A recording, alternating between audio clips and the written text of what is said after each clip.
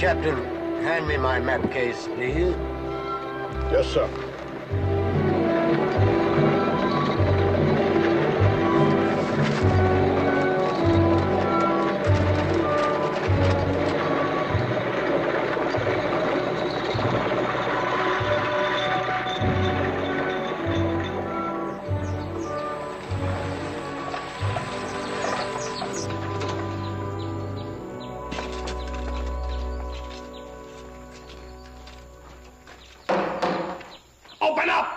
Who is it? They ain't Shawnees. Well, who is it? He didn't say. You're the sergeant of the guard. Ask him. I can't until he gives the countersign. You're supposed to challenge him first, you old goat. I would, but I can't remember the password. Open up! Who goes there? Open up in the name of Patrick Henry. I ought to take a saber to you, boy. Sorry, sir. I take it there's an inn here. It's a tavern, sir. Cincinnatus runs it. We've come a long ways, and the governor is weary. You will direct to Mr. Daniel Boone to present himself to Governor Patrick Henry for military instructions. We going to war, sir? You're about to be bloodied in battle, boy. Bloodied in battle.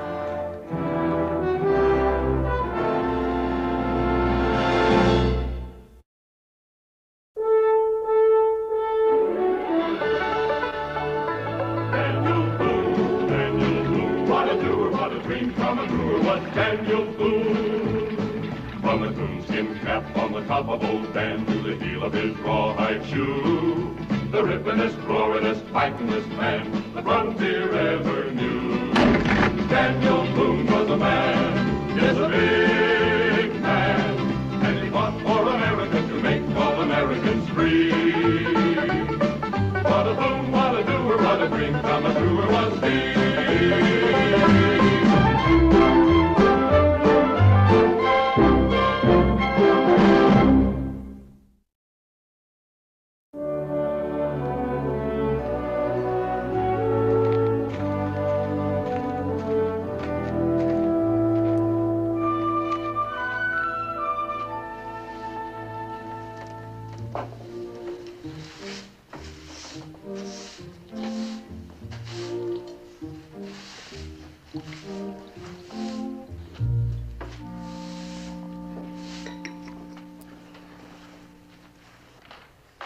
How come when we eat here, you don't give us napkins, Cincinnatus?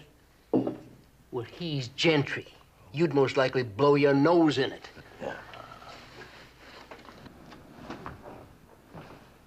How'd you like the victuals, Governor? Delicious. What is it, partridge? Raccoon.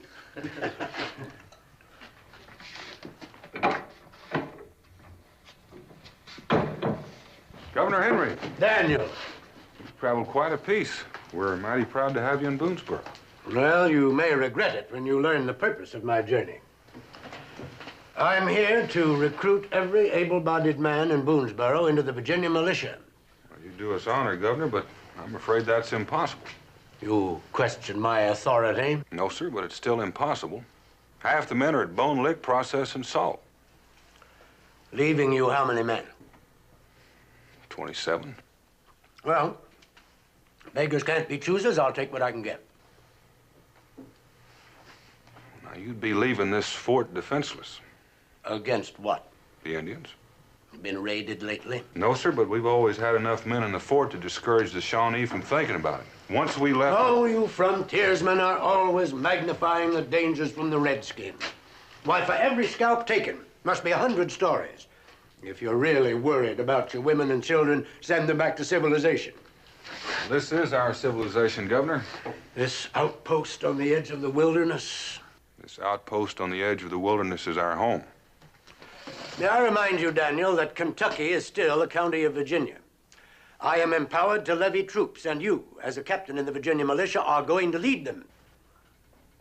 Innkeeper. Yes, sir. Show me to my room. Right over here, sir. Assemble your men and report to me for military instruction. British uniform? Who is this besotted lout? A deserter, sir. Right this way. Well, at least that explains his being drunk. Here you are, Governor. Well, I ain't joining no Virginia militia. No, I'm not either. Now, wait a minute. Let's not go tamping our powder down. Well, can he make us go, Daniel? That he can. Remember, we're still at war with the Crown. If we leave the fort, there'll be a massacre. That's right. Well, we still don't know what he wants, and there's no use worrying about it until I find out. I'm making you do it. Come in. Captain Boone, some of the remarks I overheard border on sedition. Well, their independence shouldn't be mistaken for disloyalty, Governor. So we're fighting a war for independence. There have to be some sacrifices made. We'll make them, just as soon as we know what you want of us. I want you to lead an expedition through Illinois.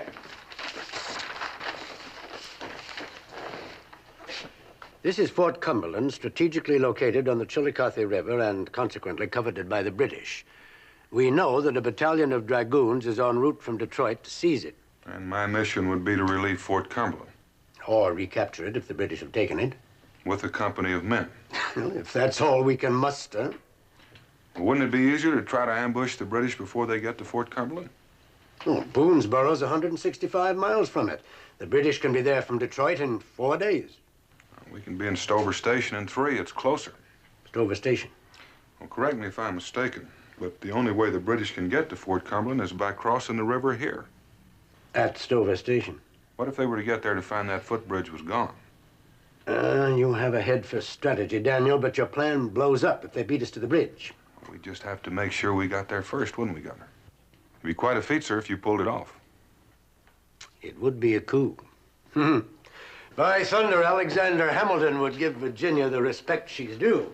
I reckon he would, sir. Well, your plan has the advantage of speed and surprise, but hoping to reach Stover Station with a company of men? Well, you're quite right, sir. 27 men traipsing through the woods wouldn't stand a chance. But 5 of us could make it, and in time. 5? And 2 horses to tote the powder kegs. Agreed. Choose your men and be ready to pull out at midnight. Yes, sir. Captain, I'm not completely unaware of your motive in all this. Sir? Hoping to keep your best men safe here in Boonesboro. But I happen to think your plan has merit. My plan, sir? It was my recollection that you thought of it. I did.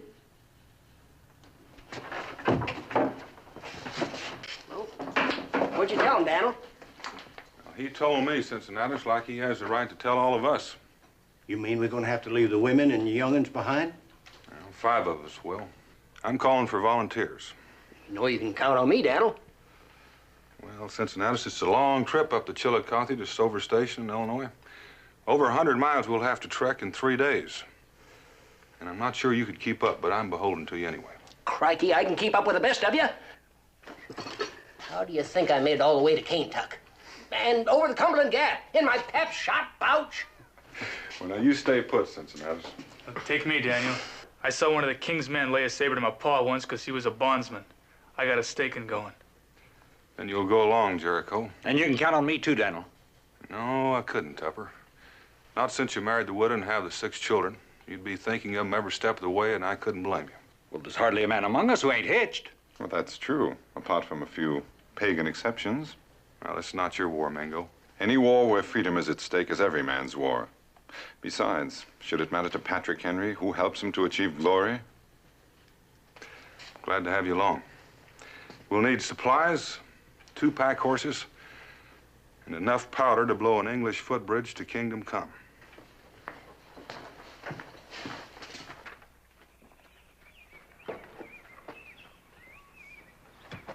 Daniel? You look worried. What's the matter? Does it show that much? Does an aspen leaf show its whiteness before a storm? Maybe I don't fancy leaving Boonesboro at a time like this. Oh, no, it's not Boonesboro. It'll be safe enough with the men that stay behind. And it's not Rebecca. She's seen you come and go many times. You know the Illinois country? We just got 3 days to get to Stover Station. Does that mean anything to you? It means we'd better take the short route through Tuscarora country. Otherwise, it would take more than a week. That's about it. Does the governor know this? And I sold him on the plan to ambush the British. But if he knew what we were up against, he'd conscript every man in Boonesboro, and this fort would be left deserted. What can you do about it? Huh? I say, what can you do about it? get somebody to guarantee safe passage. Who might that someone be? Cara Casa. What are you going to do? Ask the Tuscarora to lend him to you? No, I'm going to try to reason with him. With him? Well, that man's heart is twisted with hatred and distrust. Sometimes when a man's been disgraced, his greatest ambition is to restore his honor. And if he doesn't listen to your reason?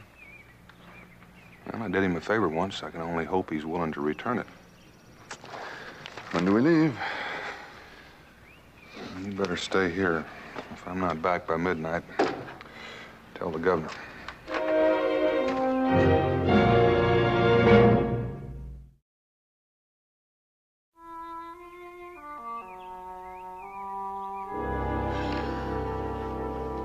It's wrong. What's wrong about it? You forgot to carry the 8. How am I supposed to think of all those things when the redcoats are about to storm the fort? Now, where did you hear that? It's supposed to be a secret, but everybody's talking about it. Honest, Mama, I really wish you wouldn't let him carry on like this. You don't believe me, do you? Well, you just wait till Pa gets home. He'll tell you. Oh, stop your bickering, you two. Help me set the table, Mima. Israel, clear those books off. We're gonna have supper as soon as your Pa gets here.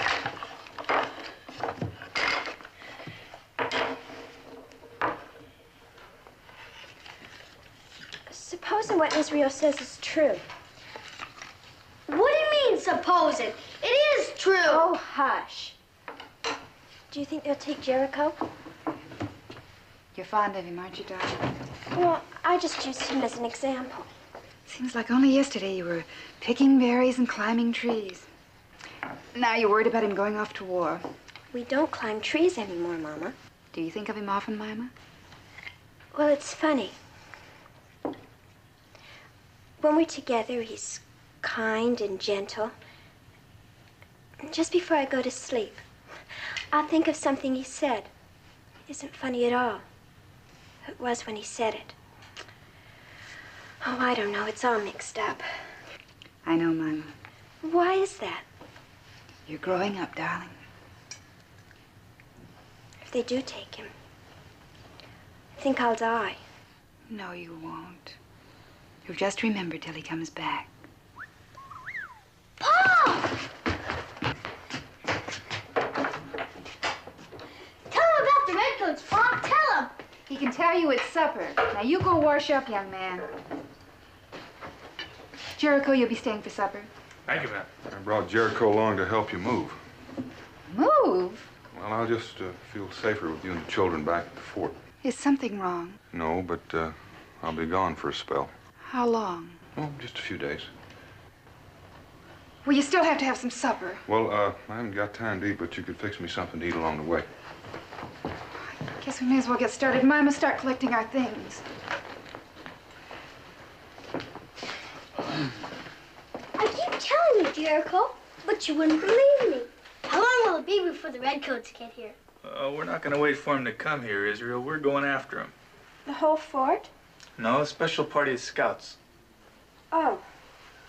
Israel, why don't you go collect your books? Go on.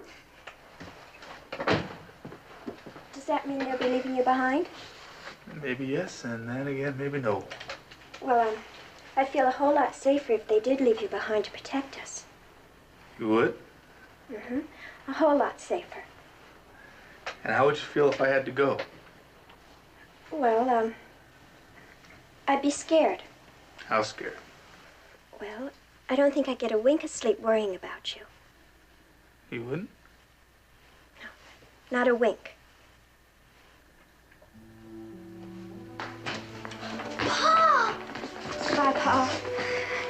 Take care of him, Jericho. I will, sir.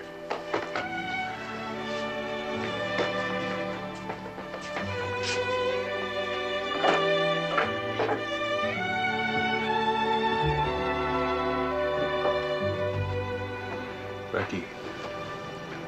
Take care, Dan.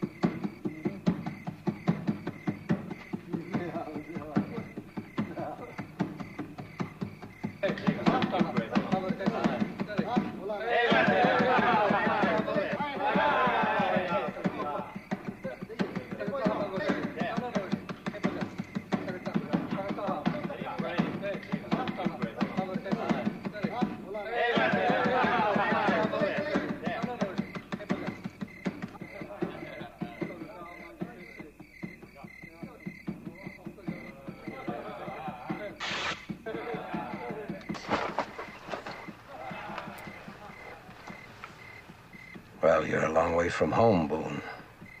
Not so far. Chief of the Tuscarora. You know my name. Use it. Which one? You've become a legend among two nations. These are my people. I have but one name. Katahikasa. Your tongue still stumbles over it. The Tuscaroras accept me. You wear your shame proudly. Is this what you came to tell me?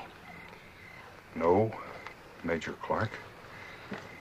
I came to ask you to escort me through Tuscarora territory. I should do this? Why? Because I have to be in Illinois in a place called Stover Station in 3 days. And the only way I can make it in time is with your help. So you're on an urgent mission? I am. The British plan on taking Fort Cumberland within the week. If they succeed, the war will go another winter, or perhaps end. And I don't intend to let that happen, but I do need your help. You're a fool, Boone. You risk your life to come to me pleading like a squaw. I'm not pleading with you. What would you call it? I did you a favor once. Or have you forgotten that, among other things? I have not forgotten. At my court-martial, you were the only one to testify in my behalf. Perhaps the Tuscarora don't believe in living up to obligations. Are you challenging my honor as a white man or an Indian? Either way you'd like it. All I came for was to get an answer from you. I have no interest in your war. You know that. Then you're the fool, not me. Right now, you're free. How long do you think that'll last if the British take this territory? All right, Boone. I owe you a favor. I will make a bargain with you. I will lead you through the country of my people, but no further. Is that agreed? Agreed. White man's custom. Tuscarora needs no handshake.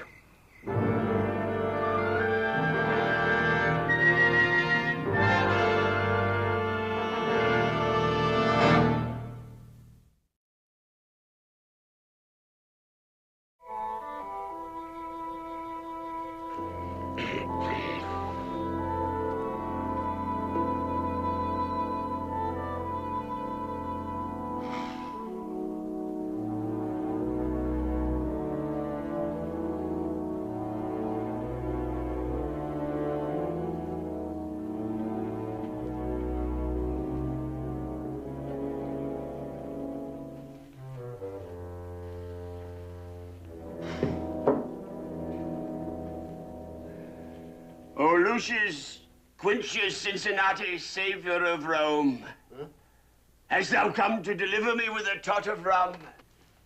You've already slopped up enough to fill a dry gulch. One wee drop, Cincinnatus.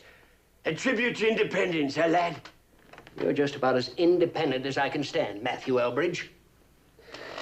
For my life's sake, Cincinnatus, for my life's sake. Oh, all right. One swallow of ale, and that's all. Bless you, consul, bless you.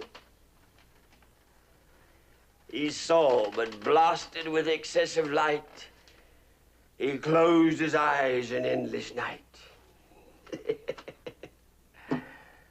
When the Creator divided the firmament, he might have used more discretion in his shadings, huh? What time is it, Tench? It's past 4. Not the hour, boy, not the hour, the day, the day. Monday, then. I've slept through another Sabbath, and possibly the platitudinous droolings of the vicar, huh? What was the text of his sermon, huh? Jeremiah 29:5. There you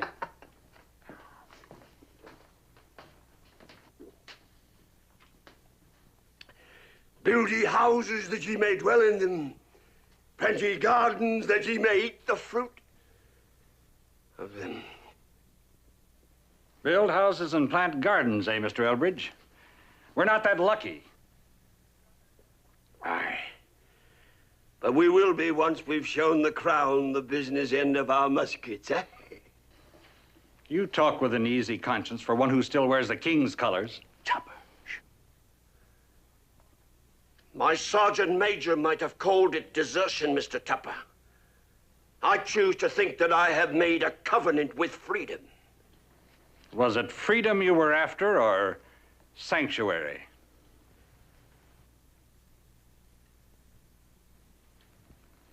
If a tomahawk could split him, we'd all be drowned in rum. Enough. He's a friend of Daniel's, so that makes him one of us. One of us? He hasn't drawn a sober breath since we set eyes on him. I'd rest easier if they'd kept him on their side.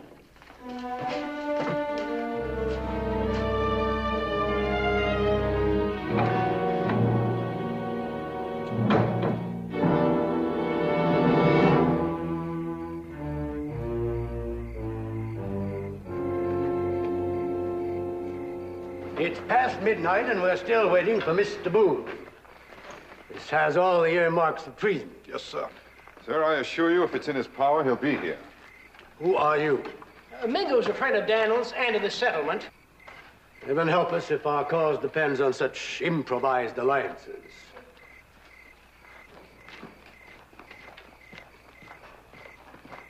You're late. This is our guide to Stover Station, Governor. Another savage. This so-called savage is Major George Rogers Clark. Major Clark. I prefer the name Kate Casa. Oh, yes. Yes, you would. I recall the proceedings now. It was treason, wasn't it? And you're depending on him. He left the Tuscarora settlement to escort us. Where to? To a British ambush? Through hostile territory. Without him, we couldn't make it. And you wouldn't have a mission, Governor. And if it fails, I will charge you with putting the safety of your own settlement above that of your country. Mr. Boone.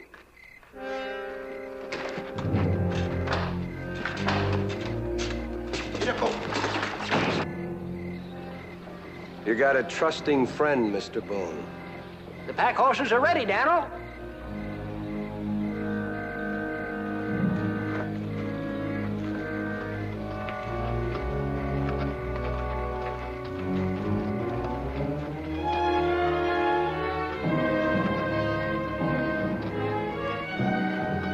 Mr. Boone.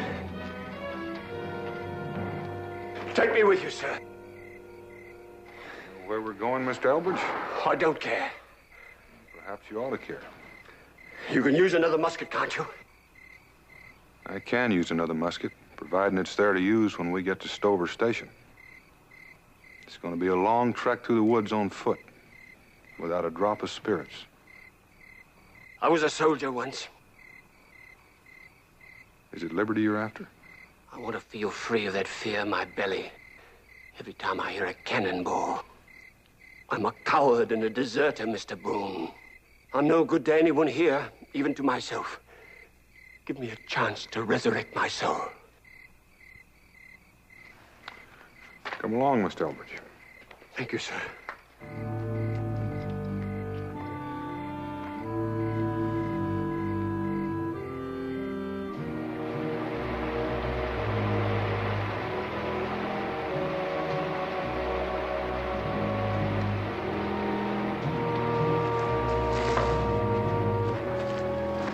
Why are we stopping?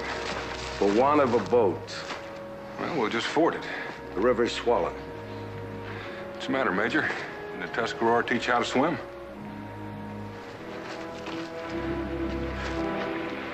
Now, if it were rum, I could drink my way across.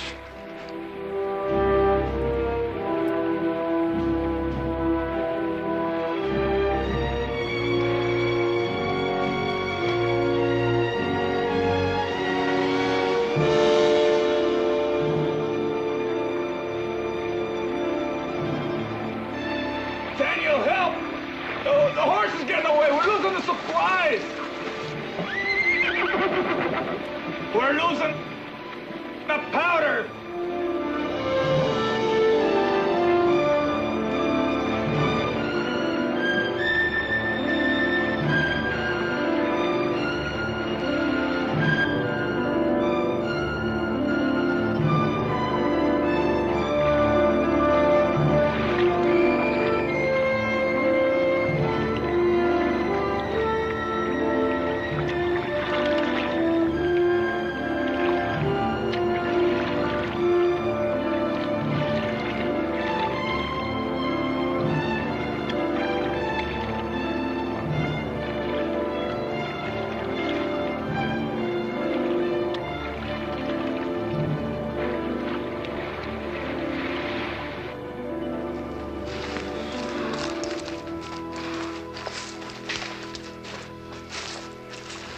Well, there go your supplies. You still got enough powder to blow up that bridge. Several days to travel without food. These woods are full of game. We can hunt our food. And have every Indian in the territory know you're here? It was my understanding that you had promised us safe passage. Have you betrayed us, too? I promised you safety through the country of the Tuscarora, no further. How far is that, Major? Not very far, Mr. Elbridge. Well, Daniel, it's your decision. When I set out to blow a bridge, I aim to blow it. Let's build a fire. No fire. But your men are freezing. They still keep their scalps. Let them build a fire, Boone. Let them enjoy it. It's the last one you'll have. An officer's first concern is for the welfare of his men. I thought you'd thrown that handbook of command away, Major.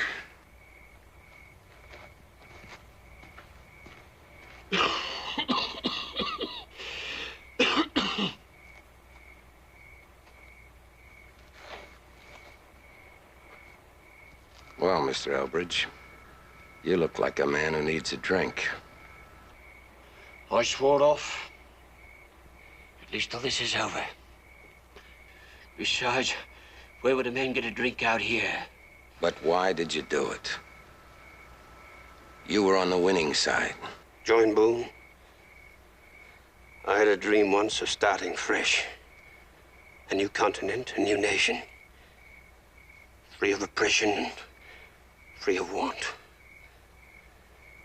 But that dream got lost in my fermented brain, my friend. Did you ever consider what might happen to you if you were caught? Some ignominious end reserved for traitors. But I intend to cheat the king of a hanging. You're a fool, Mr. Elbridge. A fool? Yes.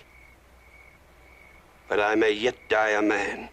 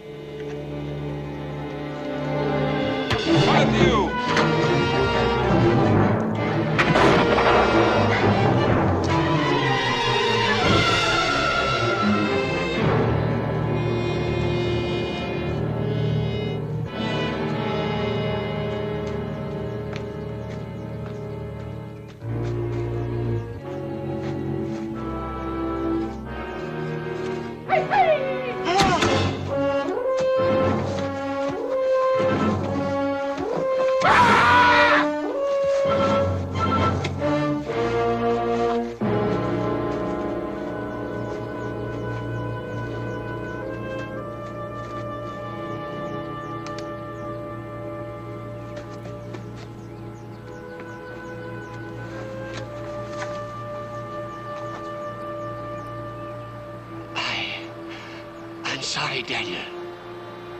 I was hoping I could be of service. You were, Mr. Elbridge. You saved my life. Then could you do one thing for me? When you get back, could you say that Boonesboro lost a free citizen? One of its best, Matthew. Thank you, Daniel.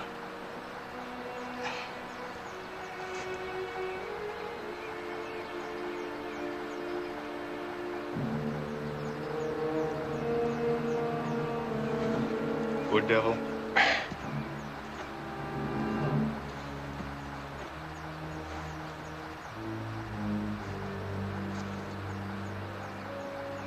Dan, that arrow. You're just gonna have to yank it out.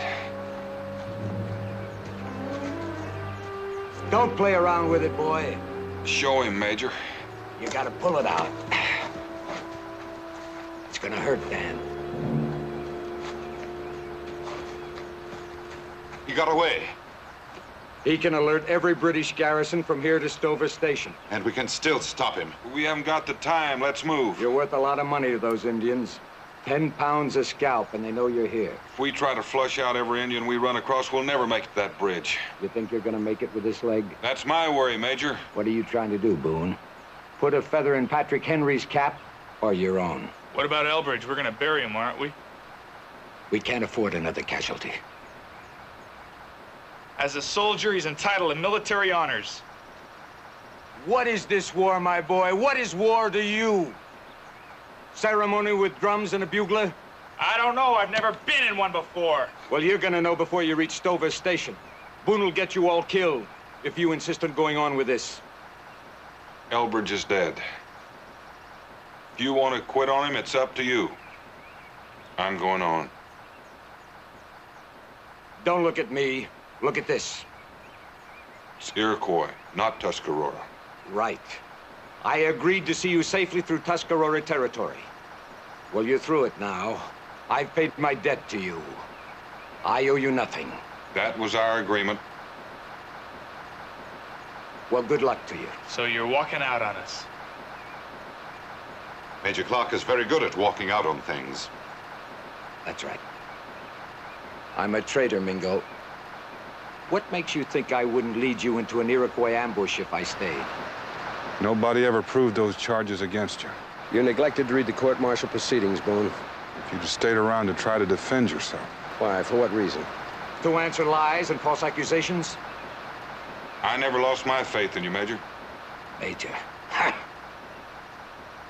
I gave up that uniform some time ago.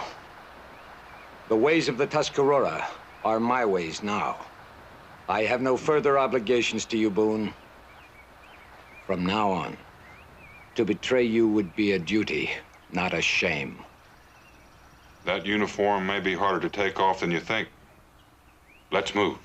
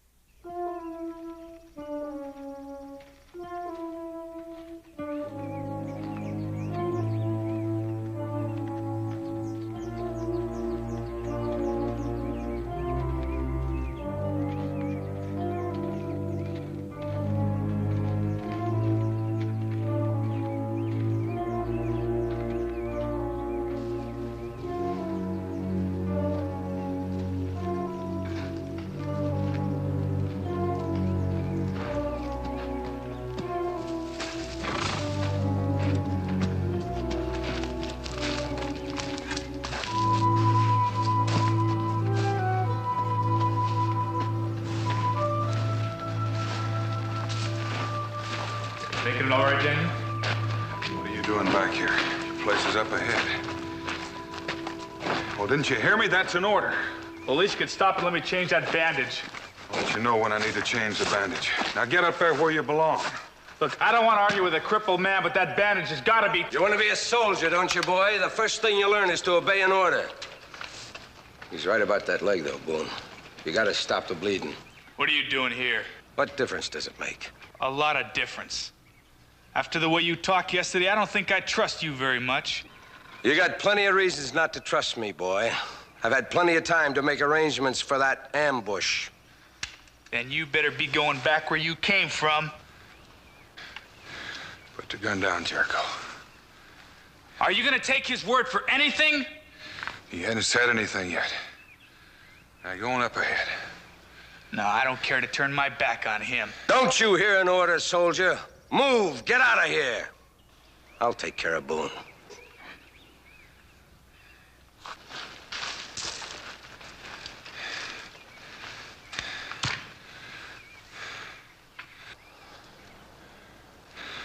Why'd you come back, Major?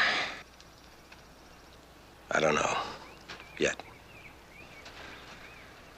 How long you plan on staying? I don't know that either. Come on, let's get that light fixed.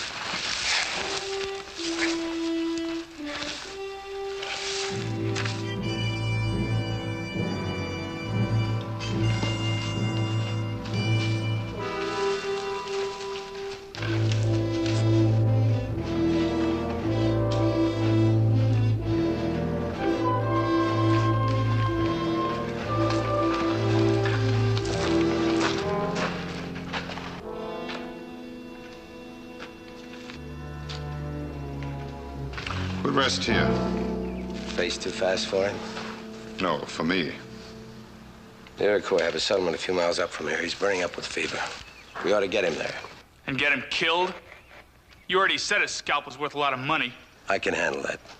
The Iroquois still have respect for me. Could be they'd consider you a traitor, too. In that case, I'd lose my scalp along with yours. What do you say, Mingo? I say no. Daniel is still in charge here. If he says to move ahead, we'll move. You want him to die? If any of us die, it'll be at Stover Station.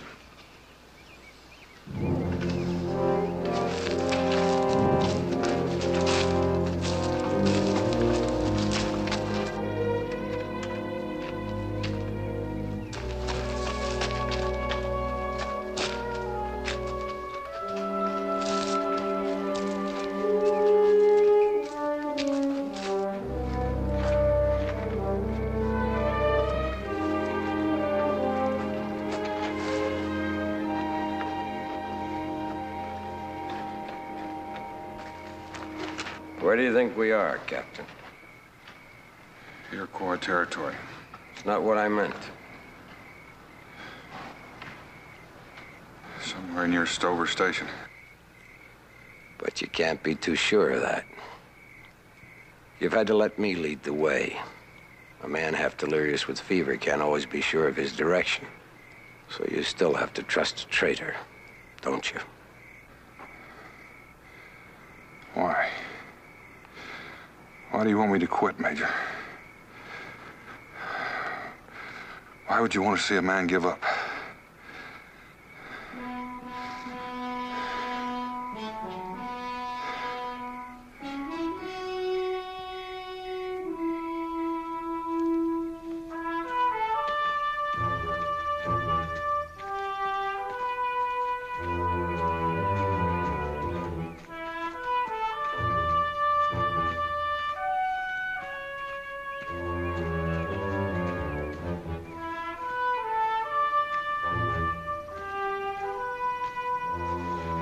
Look at him. His leg's fallen off. 2 days without food, and he's still coming. He won't give up, Major. You may as well stop hoping. He's only a man. He's not a god. Then treat him as a man who has faith in your honor. Honor was taken from me long ago. By yourself? Or perhaps you're afraid you never had it to begin with.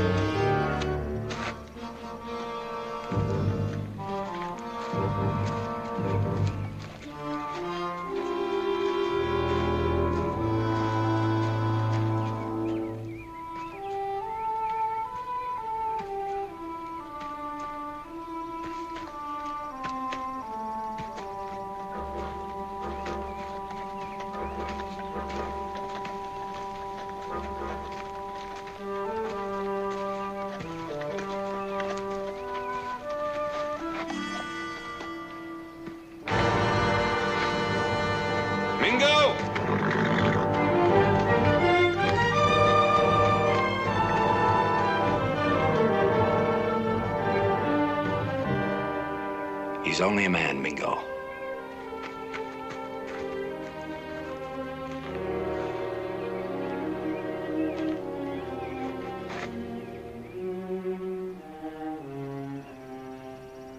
Why'd you come back, Jericho? We're not gonna leave you like this. You'll do as I say, boy. The bridge ain't worth it, Daniel. It's not! It's more in the bridge.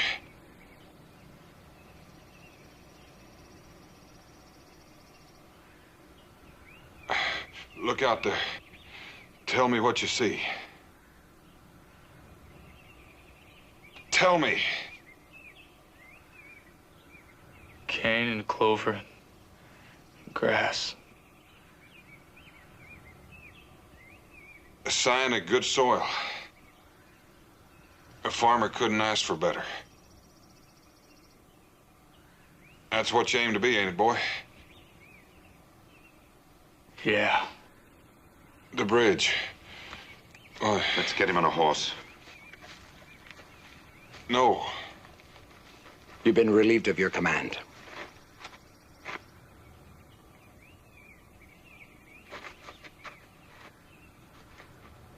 You're going without me.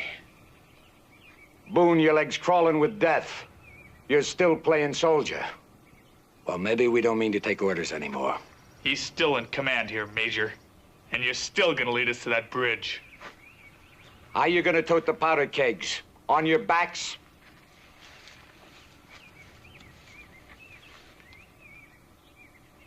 I don't understand. Maybe that's your trouble, Major. Maybe it's always been your trouble. You don't understand.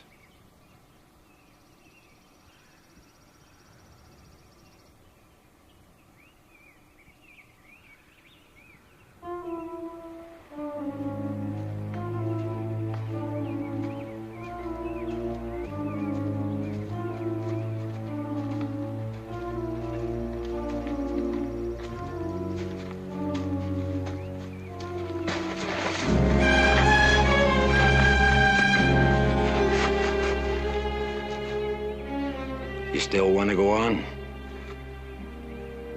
How far is the bridge? Look.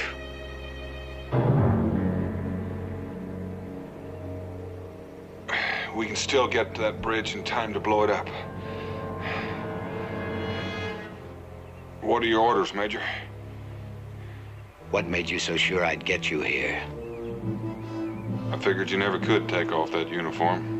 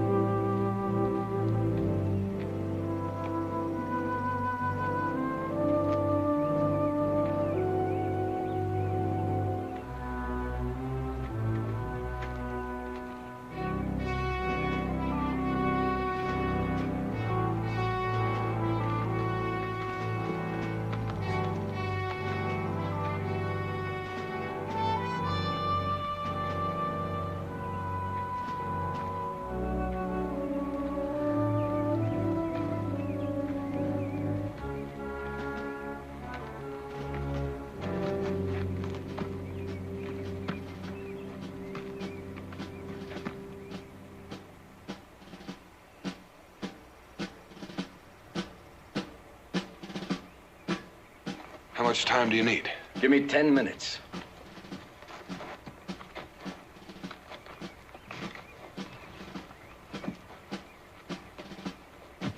Here they come.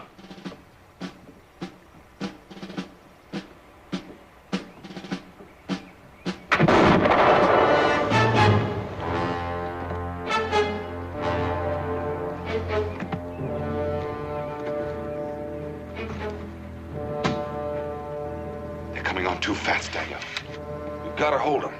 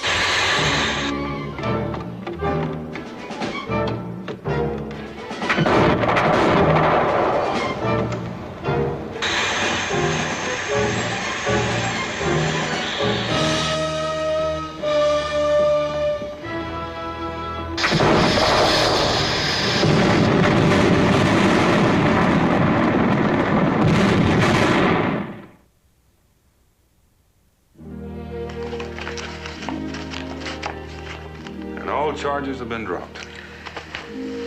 Thanks to Patrick Henry and to you, Daniel. Can't you stay a while longer, Major? I'm sorry I can't, Rebecca. I'm being given my own command. I must report to General Washington for further orders. There'll be another time. Of course there will. Tell me again, Jericho. Oh, Israel, you must have heard it at least 100 times. Well, then, just the part about the bridge. Well, it sort of looked as if our cause was hopeless there. When you stepped into the breach. No, it wasn't exactly like that. Don't be modest, Jericho. You were an inspiration to all of us, wasn't he, Daniel? That he was.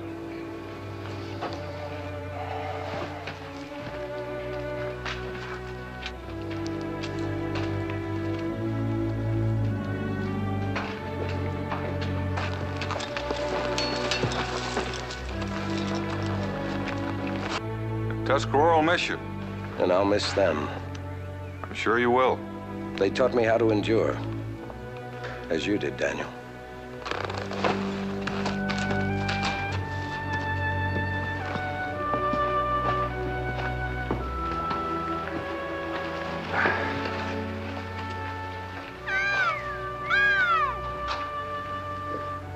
What was that, Pa? Got to Casa.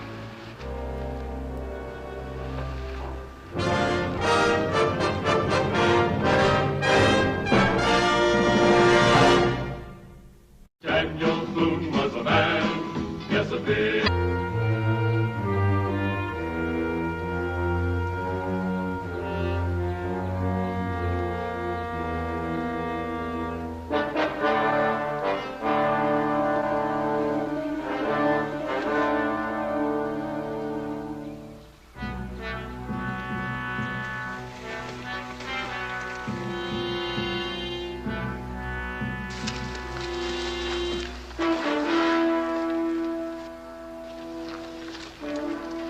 Shawnee, you hunt a long way from home, my friend. Shawnees call no white man friend. Well, you did at council 3 months ago. You stood with us at council when we refused to allow the white man's company to build his road through our land. It was agreed that it would go to the north, beyond our hunting ground. Well, I still stand with you on that. Then you have lost influence amongst your people. The road is built to the land that was forbidden. Now they plan a fort. A fort? I hadn't heard about that. That is why we come for you. So you can see with your own eyes how they died. And to tell our men we did no more than defend our rights and honor. If this road were closed, would the Shawnees still make war? Who is there to close it? Well, it might be me, but I'd need some time. My brother and I have waited long already. Our people have waited long. Hold off a few days longer. Give me a chance.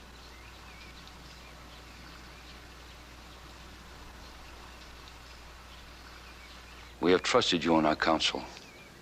I will believe that you did not know of these things. If it will keep peace amongst our people, I will wait for your return.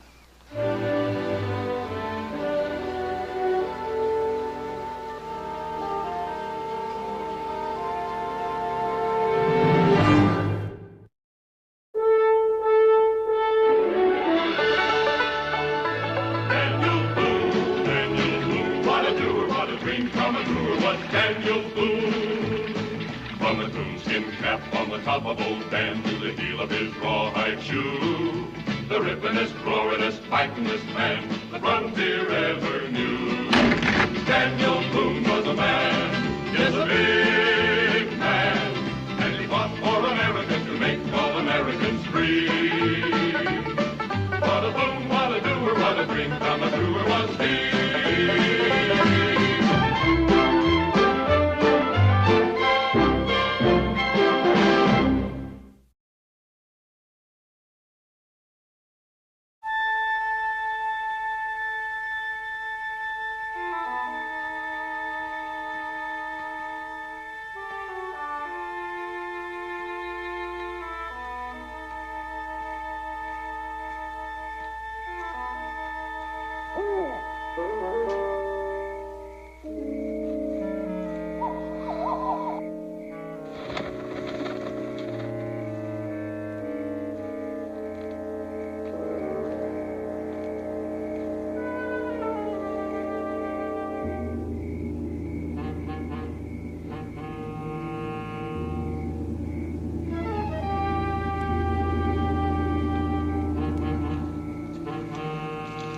Well,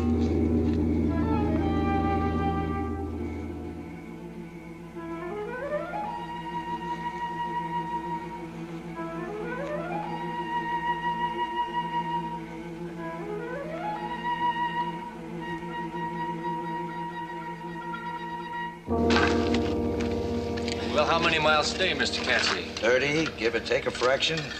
Oh, that's traveling. That's the best since we left Salem. Back to camp by noon tomorrow, right on schedule. That's what a road's for, speed. Well, you sure laid her out for it. Straight as a gun barrel the whole way. Naturally. The shortest distance between 2 points is a straight line. Even learning me some of your surveyor talk.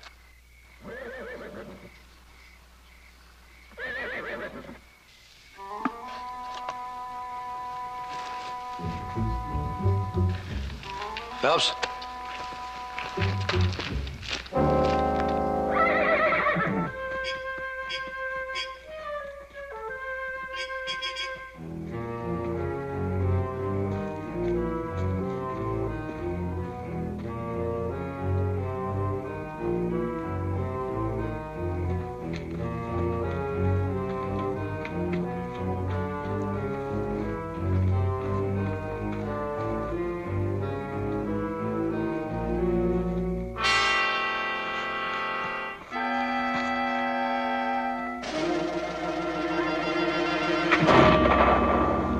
See something? I think so.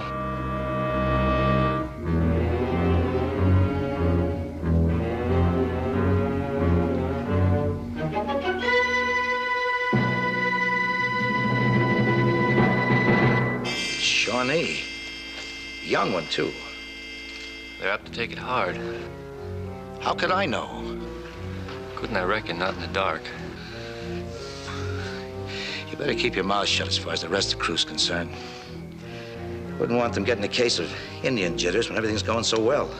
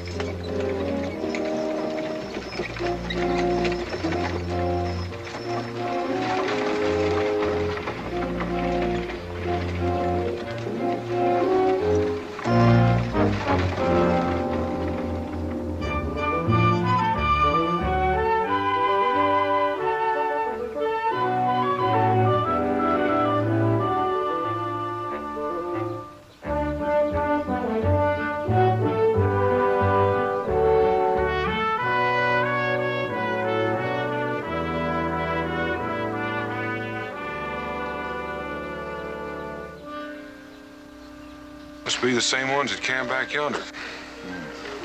They can't be far ahead. That suits me. We catch up with those wheels and I'm in for a ride.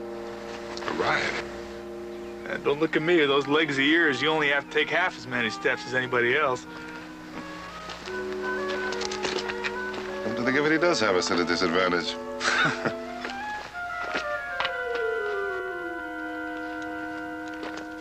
Hey. Daniel.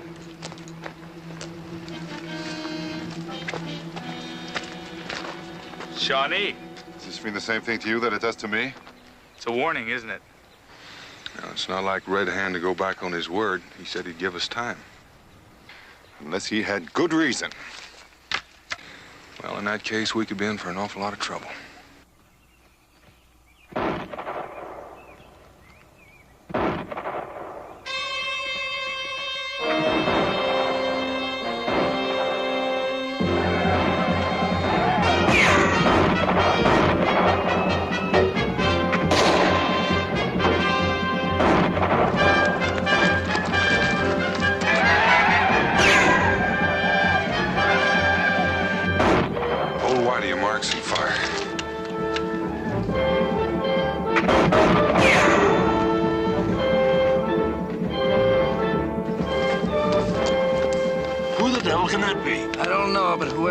They're sure welcome.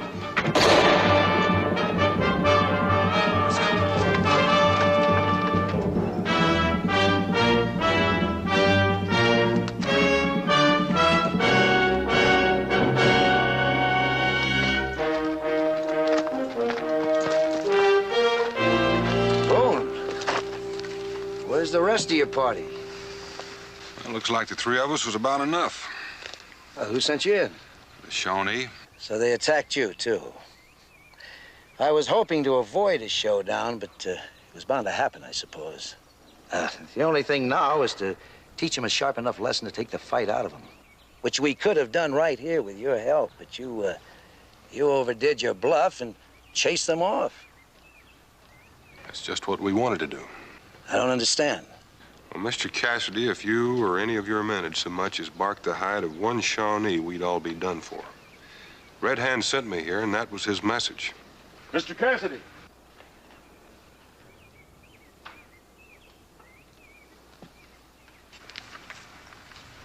Boone, take a look at this.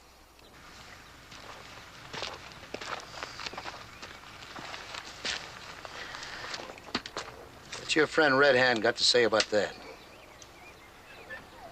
Somebody ought to take that air out of him. You got any whiskey? Not here. There's some at camp, along with other medical supplies. How far is that? A mile, maybe a little longer. Take it easy, son. Hand me that blanket.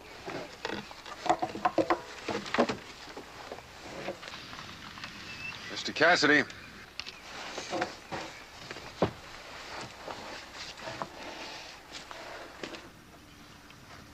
Did you see a lance stuck in the road back a ways? I did. Do you know what it meant? If I didn't then, I do now, and the sooner we get back to camp, the better off we'll all be. All right, lead out.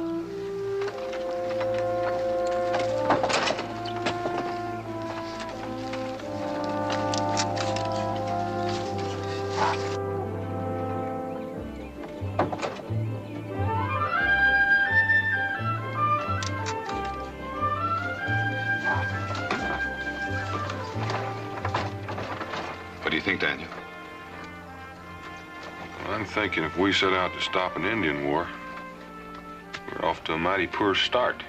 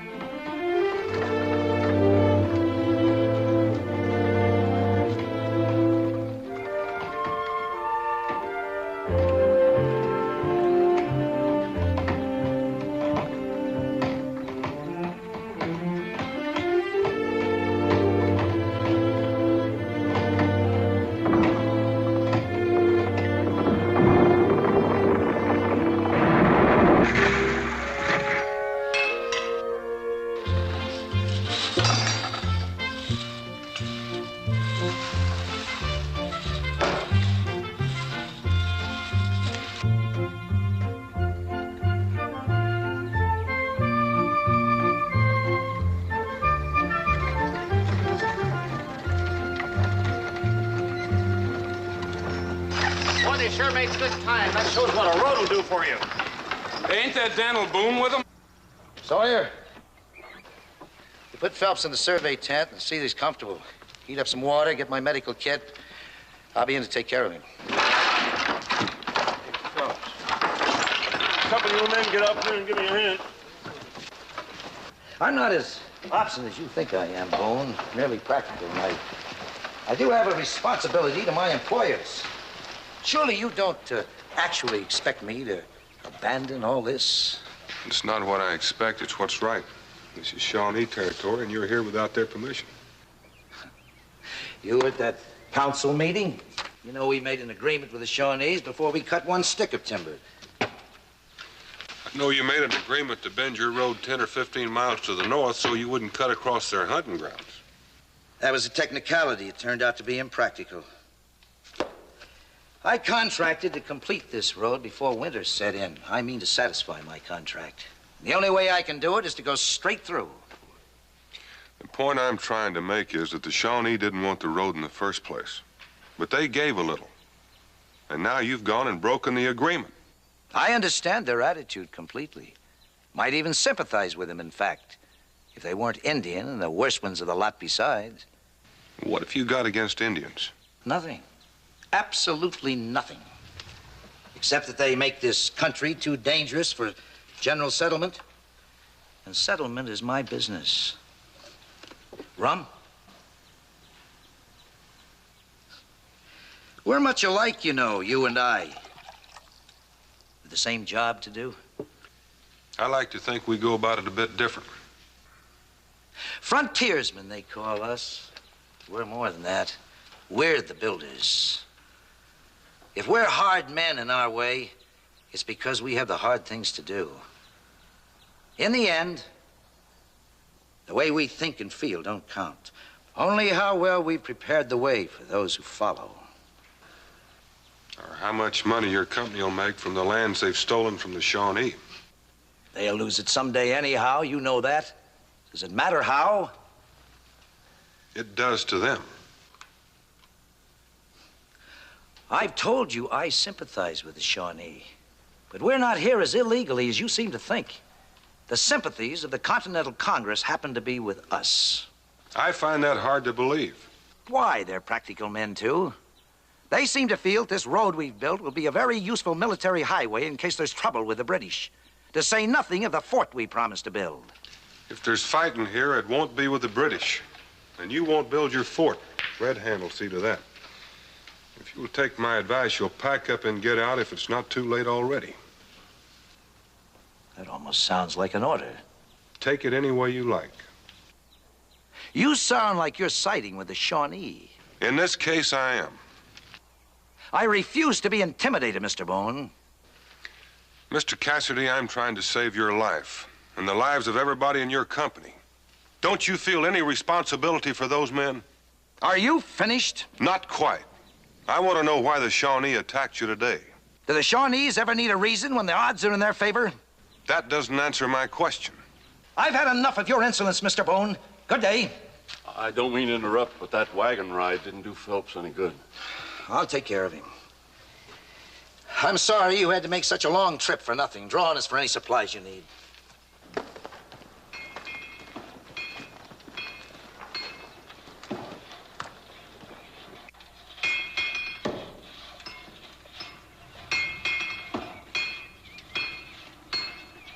Daniel, it didn't seem to be in use, and all the tents are occupied.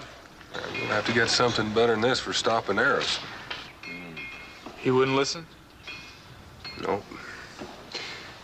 If we knew what was behind that fight this afternoon, we'd know what to expect. When we asked about, none of the men seemed to know. I think I'll do a little backtracking.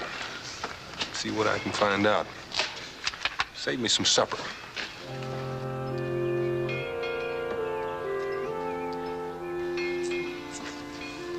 Got a funny feeling I wish I was somewhere else right now.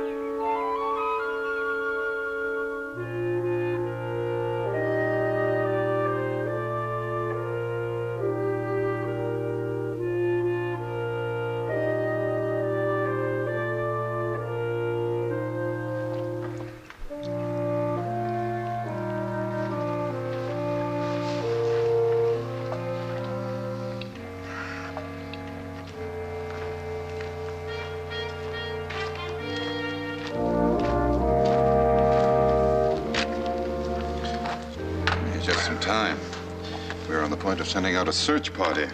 I went all the way back where they camped last night. There was some kind of ruckus there. There was blood on the ground.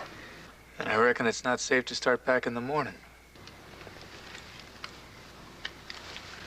Not if Red Hand's turned his warriors loose. We're not going to be any safer staying here.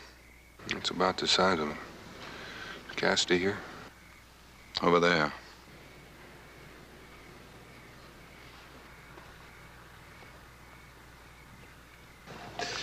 Well, I reckon he's worth one more try.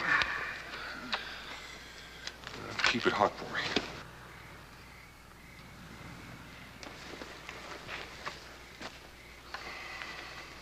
Oh, it's you, Boone. I was told you're out scouting. Did you find anything? I found some blood where you picketed the horses. Bear frightened them last night. I shot it in the dark. Didn't know I'd hit it. It's the first bear I ever heard of that wore moccasins. You calling me a liar? Not until I find out more than I know now. Look, Mr. Boone, I didn't ask you and your friends here. You're free to leave any time you wish.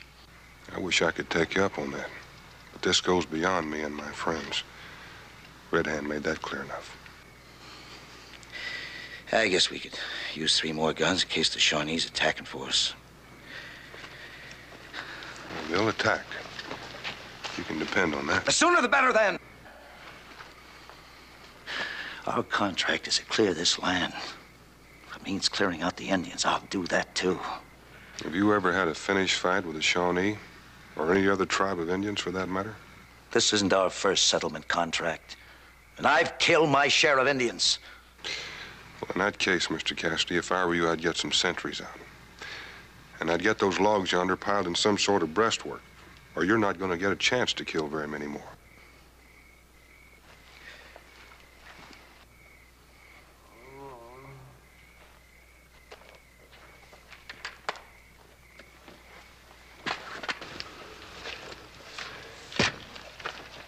I thought Cassidy was going to take care of that. He said he wouldn't take a chance. But I'd have to wait till he got me to a doctor. You said back yonder that this air ought to be cut out. It should have been cut out some time back. Can you do it? Yeah, I can do it.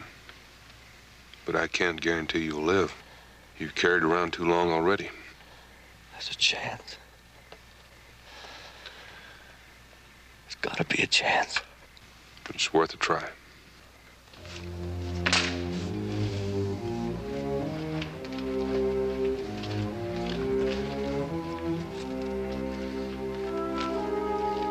Get as much of this rum down as you can.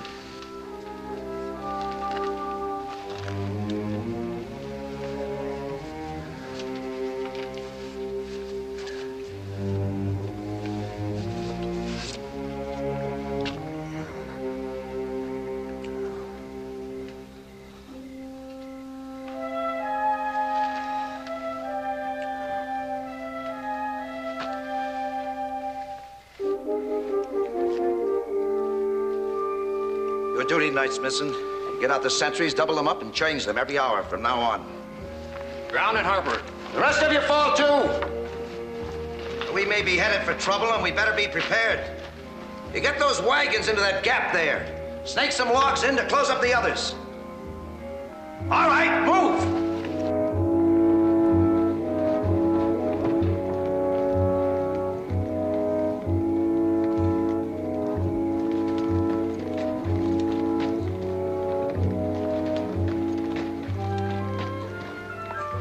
Like Daniel made his point. He usually does. Give him some time. Looks like I may be able to sleep tonight after all.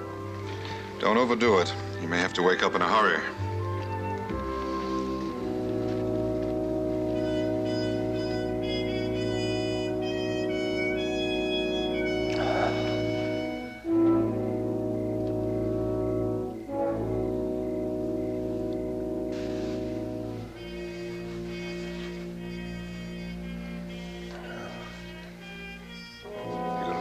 Phelps. I'll ask Cassidy to have someone stay with you. Mr. Boone, wait a minute. There's something you ought to know.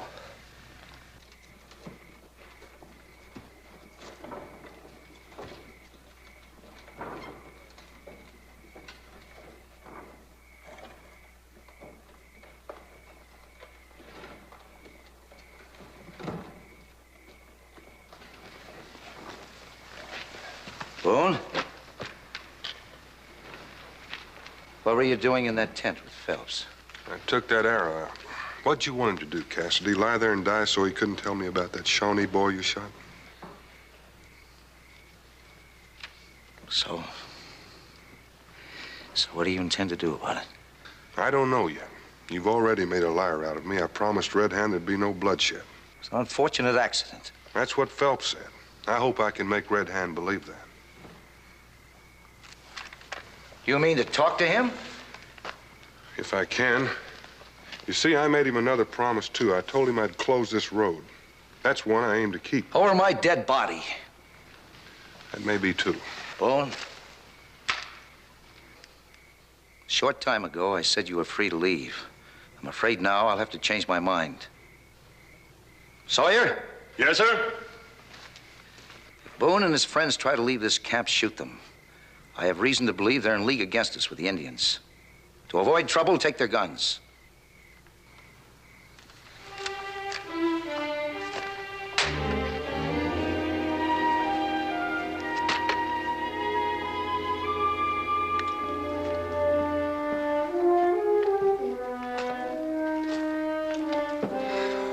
Daniel, allow me to congratulate you on your diplomatic finesse. Before, we were in trouble with the Shawnee. Now every man in this camp has orders to shoot us if we try to leave. And we don't have nothing to shoot back with. Well, I wish I could convince him that the Shawnee mean business. Somehow I've got to get out of here. Tell Red Hand that boy that was shot was killed by accident. That'll be quite an accomplishment.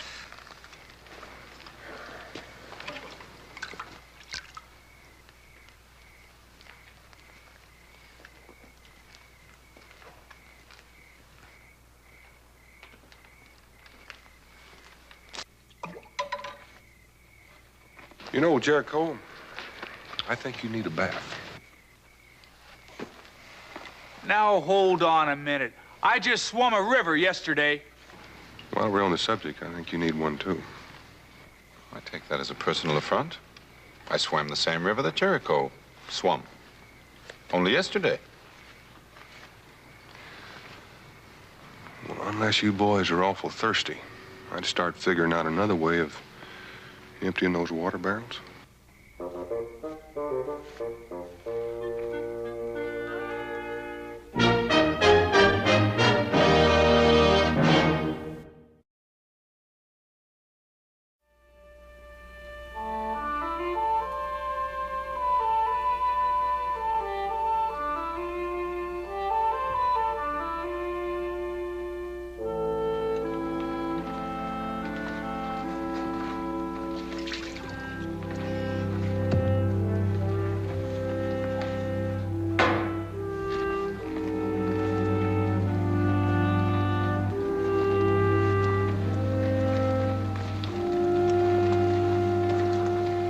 Boone.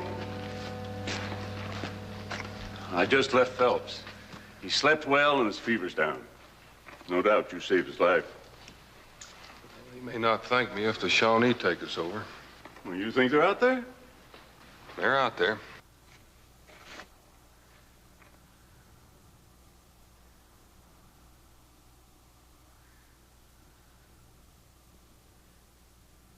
The sentries reported nothing unusual all night.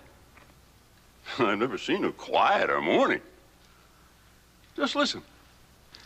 Cherokee have been fighting the Shawnee on and off for a long time, Mr. Sawyer. They have a saying. When the birds stop talking, the woods are full of feathers. Red feathers.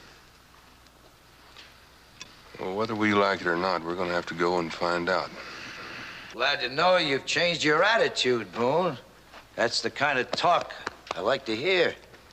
Carry the fight to them. That's the only way they'll understand. Well, that's not exactly what I had in mind. All I meant was that we're out of water.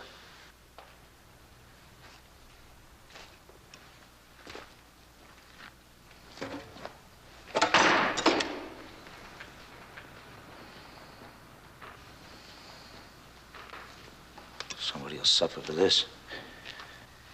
All of us will if we don't get those water barrels filled up. That'd be quite a risk, considering you say the woods are full of Shawnees. That's right. Since you know Red Hand so well and your friend's an Indian, I suppose you too are going for the water. Can you think of anybody else that'd have a better chance of getting through? It won't work, Boone. You're not leaving this camp. My men are loyal to me. I'll find someone to go. Even when they find out why Phelps took that arrow. Maybe I ought to talk with your boys. Boone?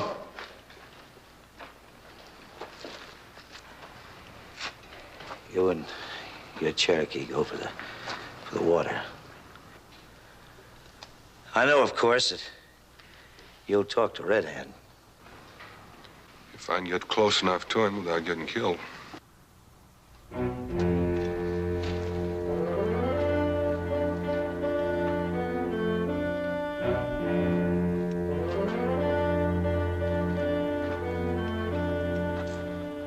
Now, why can't I go along? Because Cassidy's a fool. You just make sure nobody leaves this camp. If he tries to lead a party out here, we'll all get killed.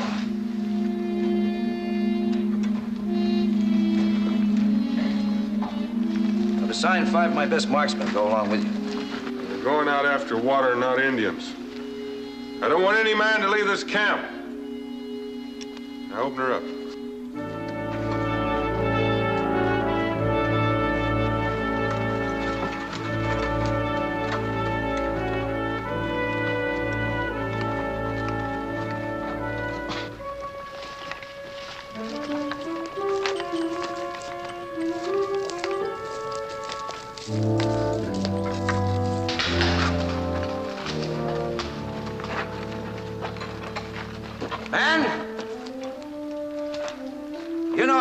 Run this camp. Day's wage for a day's work. Now, we may not have to fight in spite of what Boone says. But if we do, I want the best out of you. You give it to me and I promise you a bonus for every Indian you kill.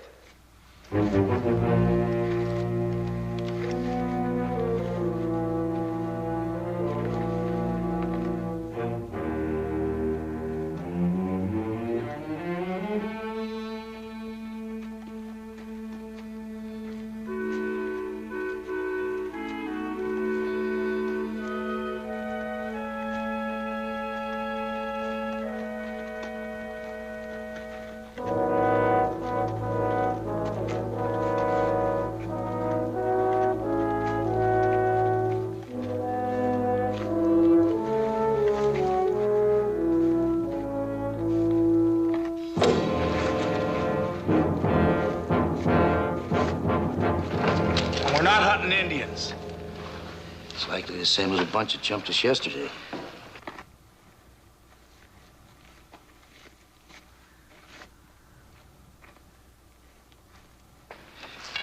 There's a ravine beyond them a ways. If we could crowd them into it, we might have them. Look, Mr. Boone said to stay no matter what, and not to shoot any Indians. Boone's not in command here, and I don't happen to agree with his tactics. I say let's attack. Sawyer, you take over here. I need 5 volunteers to go with me. Get this out of the way. Daniel said to stay here. Don't you get hard-nosed with me, boy. You're a fool, Cassidy, just like Daniel said. Well, boy, if that's the way you feel, I think I'll just take you along with me to let you see how wrong you are. Now turn around and march.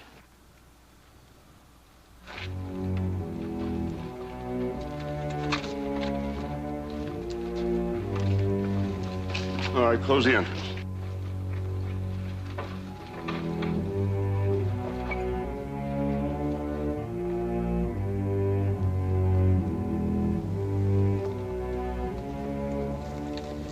Hold it. Man, you hold your fire till I tell you. Now let's go.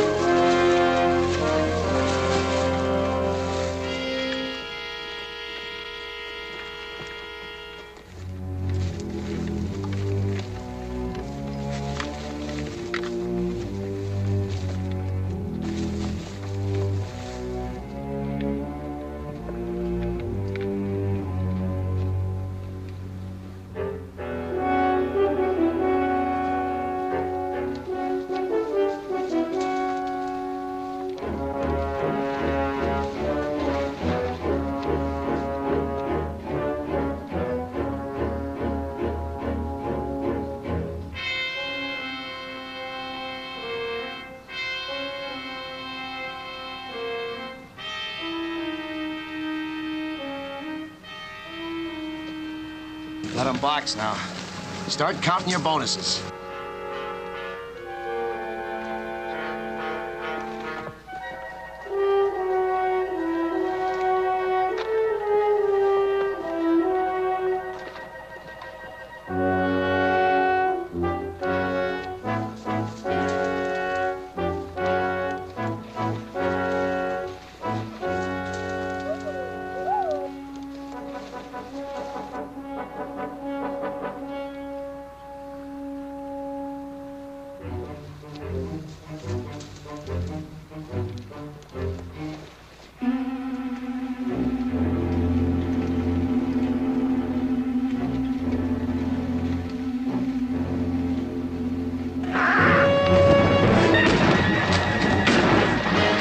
That's not from the camp. That don't sound like it's coming from the water hole. Then it's got to be them with Mr. Cassidy. Well, what are we waiting for? Come on. Wait. Somebody's got a hold of the camp. That was Mr. Boone's orders in the first place. Get yourself another rifle. The rest of you get back to the barricades. Give them some cover as they come in.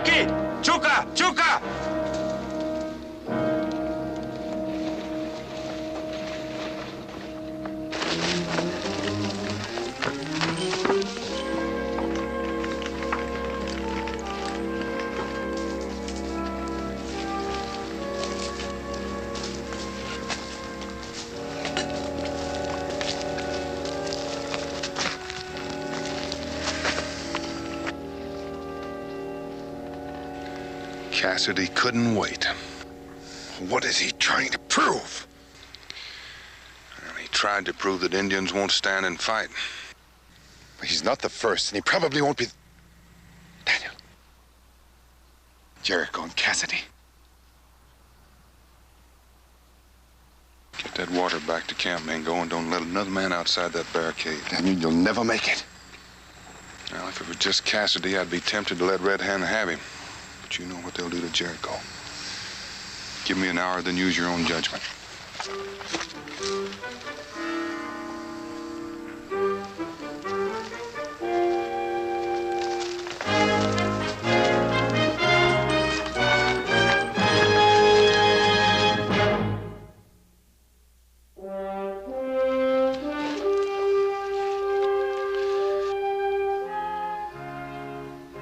He said an hour.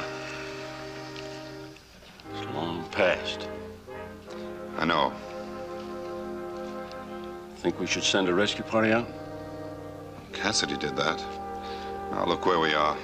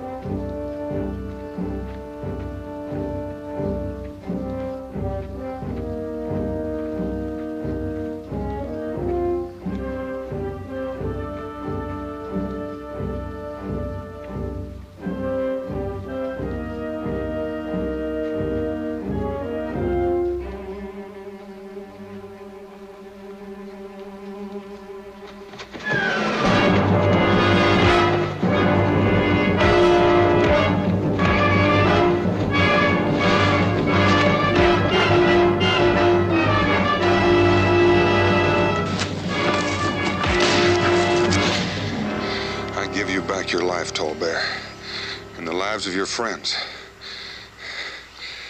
Tell Red Hand this, that the young boy who died was shot by accident.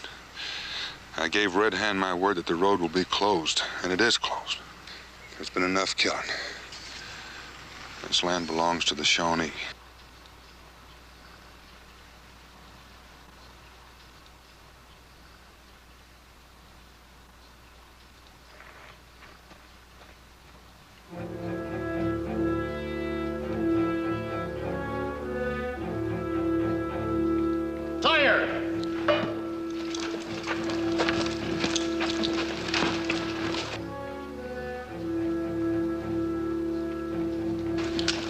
Wait till they get out of the line of fire.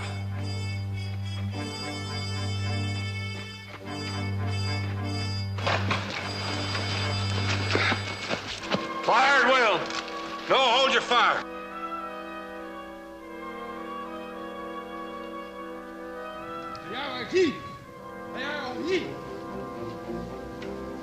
That was Red Hand himself. If we killed him, our troubles would be over. If we kill him, we'll kill our last chance of getting out of here alive. What do you mean by that? That road out there in this camp are what the Shawnees really hate, what they're fighting, not us. There's a good gamble Red Hand wants peace as much as we do. What are you proposing, Daniel? I propose that we burn this camp and walk out of here unarmed. You're mad. Those Shawnees are waiting for us. Well, now that's the gamble I mentioned. Jericho gets them in and put this gear in a pile. I'm responsible for this property. I won't have it destroyed. I've had enough of your interference. Jericho, do what I told you.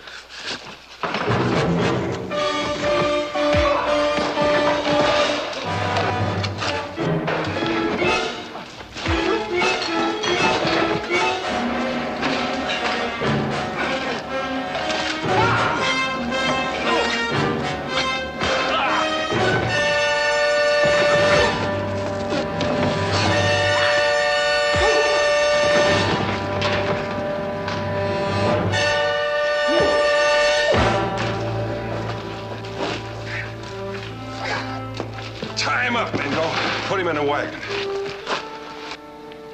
We don't know what we're marching into. But whatever happens, don't break ranks. Keep your eyes straight ahead and your mouths shut. You really think this is gonna work? You better hope it does. Now lay those guns down. You heard me, get rid of them.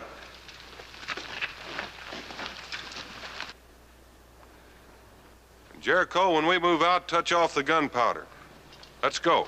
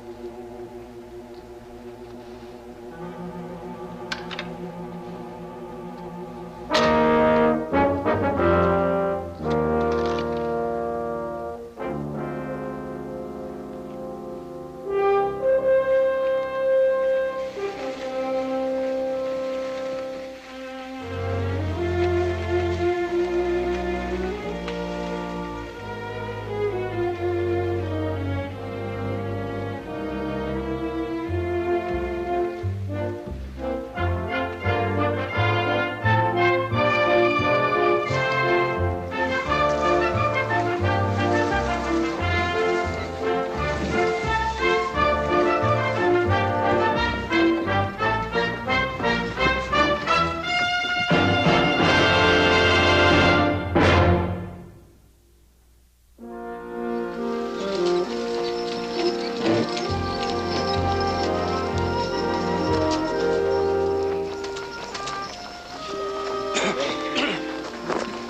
Mr. Sawyer, Boonesboro's right over there. We'll be leaving you here.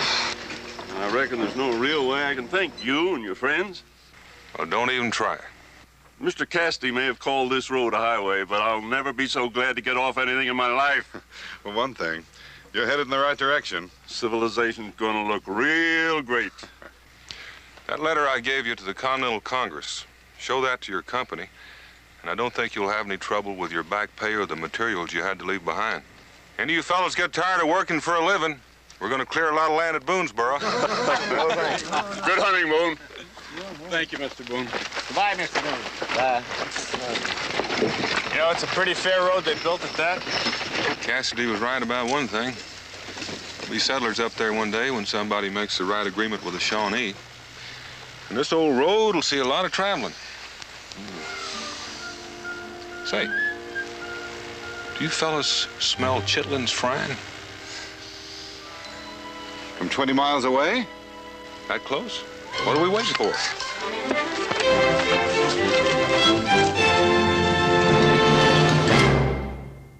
Daniel Boone was a man, yes, a big.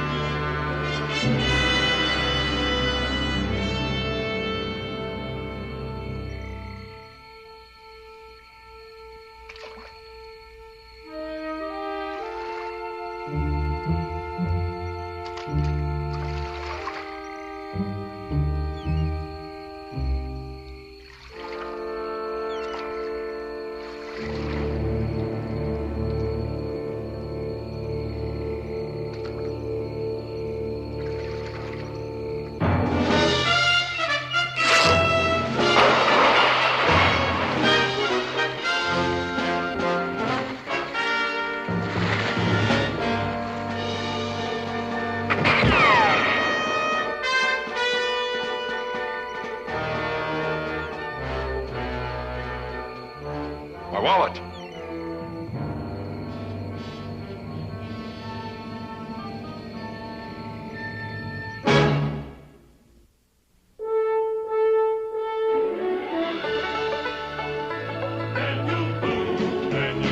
What a doer, what a dream come true, was Daniel Boone. From the coonskin cap on the top of old Dan to the heel of his rawhide shoe, the rippenest, roaringest, fightingest man the frontier ever knew. Daniel Boone was a man, yes, a big man, and he fought for America to make all Americans free. What a Boone, what a doer, what a dream come a truer was he.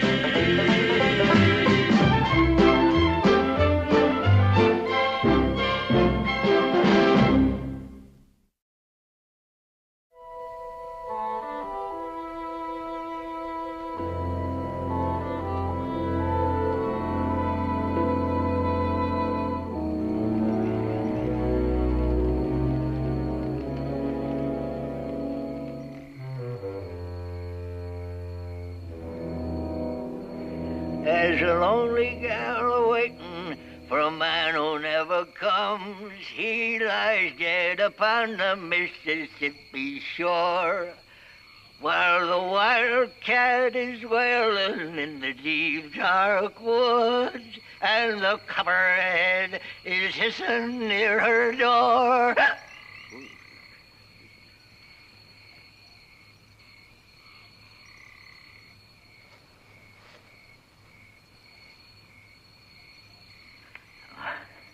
Well, I see you've finally come around. Who are you? Hoops. Hoops is the name. Rufus C. Hoops. Who are you? Boone. Daniel Boone. I'm real pleased to meet you, Mr. Boone. I hope you don't mind my taking a little drink off you.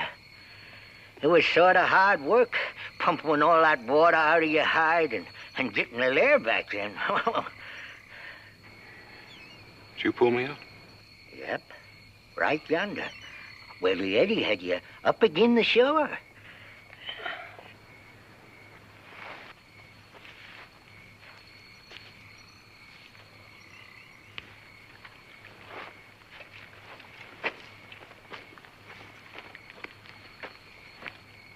Did you see my boat? Boat? I didn't know you had one. Yeah, a boat with a cargo of furs I was taking to New Orleans. It was tied up, planning on spending the night ashore when I got wind of someone in the neighborhood. Saw a light in the bayou over there. Oh, the light you seed was me. I was doing some fishing by pine torch. Nothing like a torch to bring the fish to you. I thought it might be Choctaw. Figured I ought to be leaving there. Someone was on the boat. He jumped me, knocked me overboard. And shot you. That's what brought me over here. I heard the shot and wondered what was going on. Did you see the fellow? No, he hit me from behind. How long have I been here? Offhand, I'd say maybe 4 or 5 hours.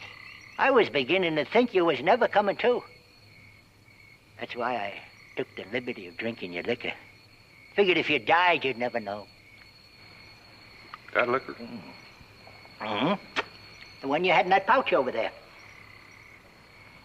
The pouch you was hanging on to when I pulled you out of the river. This isn't mine. It isn't yours. Then you must have stole it off somebody.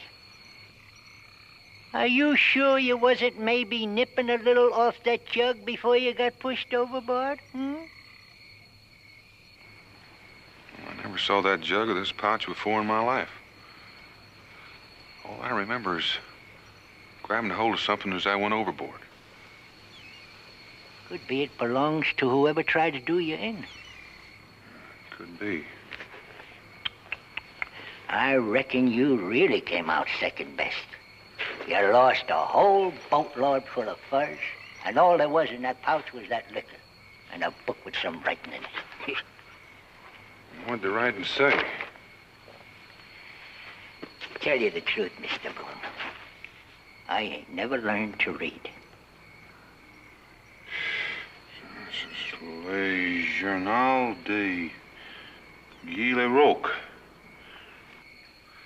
Looks like some sort of daily record, a diary. Guess it means the Journal of Guy Le Roque.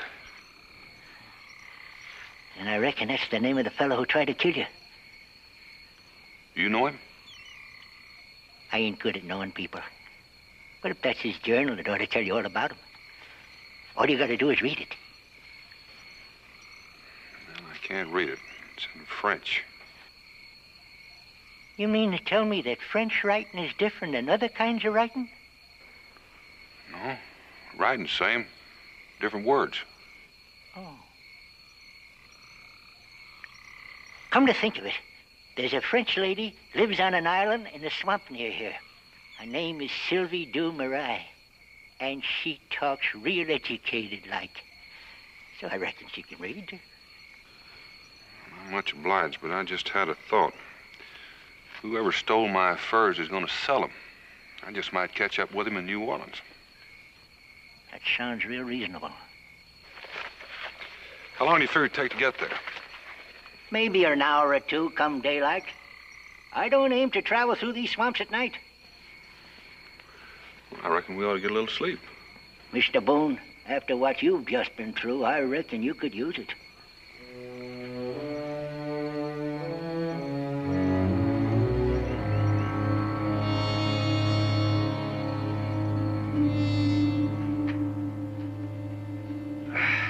Where did you get this foul-tasting rum? An older man brought it to me. A man named Hoops. He sometimes brings me fish and game and does some shopping for me down in New Orleans. Well, next time he brings liquor, tell him to get a different brand, will you? You're avoiding the subject. What I asked you was, are you sure that Guy Roque is dead? How many times do I have to tell you before you believe me? You saw him die then, with your own eyes? No, I did not see him die with my own eyes. I told you, a British war sloop came down on us in the middle of the night and boarded us before we could make sail. I escaped in a dory. Last time I saw the ship, she was in flames and sinking. Now, is there anything else you'd like to know? I would like to know about the journal. Guy knew he could not come back here, and you were supposed to bring it to me. Yeah, I wasn't the only one on board who knew about that journal. He kept it hidden in his cabin.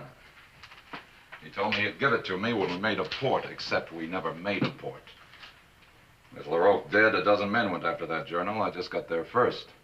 And there were no other survivors? Who knows? I was too busy saving myself to notice. Well, what difference would it make? If the others lived through the battle like you, they must believe the journal is at the bottom of the ocean. We will drink a toast. Tomorrow or the next day, we should both be very rich. I'm afraid that's not quite true. The treasure is here on the island. The journal will tell us where. All we have to do is dig it up, and voila, the gold is ours. The trouble is, I don't have the journal now. But you have just said you had it with you. I did, until tonight. Well, this I do not understand, if you had it with you. The ship that picked me up landed me in the Carolinas. I came overland from the coast of the Mississippi. There I bought a load of furs from a riverman up north that came downriver. A load of furs. He wouldn't sell me the boat without them. I don't know what all this has to do with the journal. Just about everything. I had it in a wallet strapped over my shoulder. When I was pulling the boat, the strap broke, the wallet fell into the river and sank, and the current carried me away. So now it is not at the bottom of the ocean, but at the bottom of the Mississippi. I'm afraid that's the way it is. But you had time to read it. Yes, I had time to read it, but I can't read French. That part I left up to you. So I have spent 6 months in this dismal place for nothing. Oh, we still have the furs. So now that becomes our entire fortune, a load of furs. Well, that'd bring in a pretty decent price in New Orleans. Decent price? You fool! You blunder! Sylvie! Do you know what you have done to me? Sylvie! I promised this pirate LaRoque that I will marry him so I can find out where his gold is buried. I send you as a trusted messenger to bring this journal to me, and you come back empty-handed. I'm sorry, Sylvie. You're sorry? I had $1 million in my hands, and now due to your stupidity, I have nothing, and you say you are sorry. You don't! If you're through yelling, I'd like to remind you of one thing. The gold is still here someplace on the island, within a mile or so. That much we know. Then what do you propose to do? Dig up the whole island? Well, it may take some time, but I'm sure we'll find it someday. Find it yourself. I've had enough of living in this swamp. Where do you think you're going? To New Orleans. I will sell the furs and live like a lady for a change.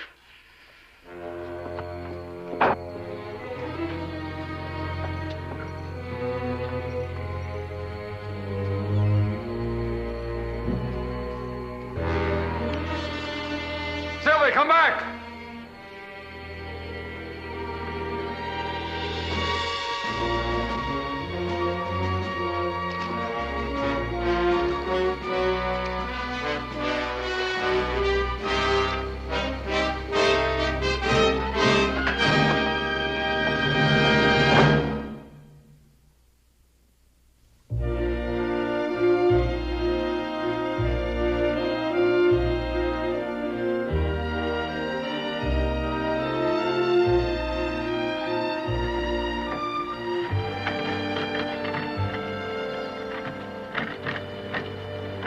This is as far as I go, because I don't cotton to crowds.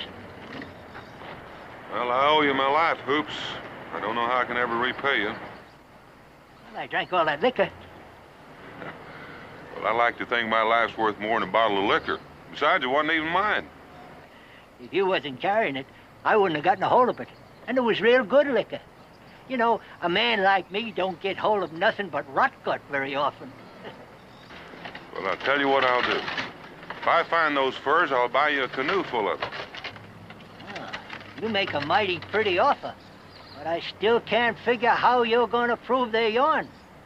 You don't know nobody here, and you got nothing on you even to prove who you be. Well, I never cured a pelt yet I didn't put my mark on.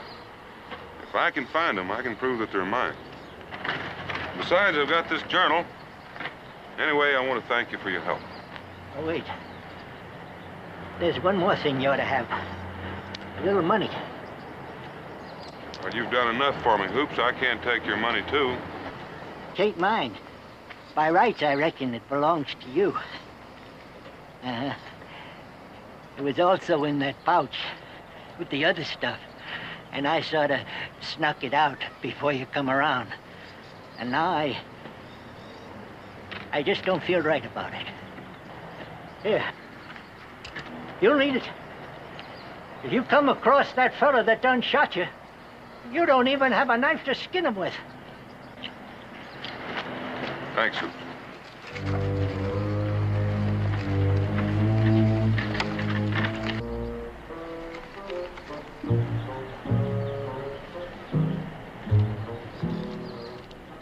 Four, 8, 9, and 5 makes about 11. That's the richest I ever been. And I almost made it honest.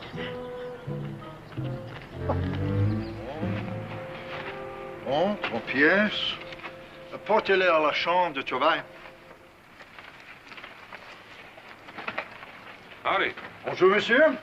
You by any chance speak English? Oui, whenever it becomes necessary. What is it that you wish? I'm hoping to find a man. I can't tell you his name, but he came in... People come and go, monsieur. What was the appearance of the man? Well, I can't say. I never got a good look at him, but... Well, what was his business? Well, I don't know what his regular business is, but right now it says thievery. Monsieur, what else do you know about the man? Not a thing. Except that last night he tried to kill me.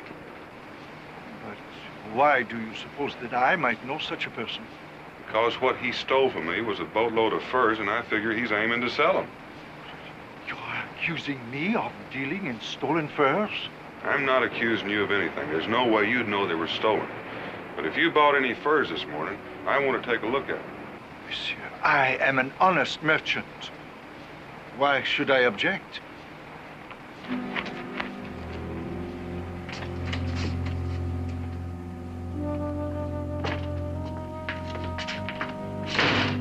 Hello, t'aperçois?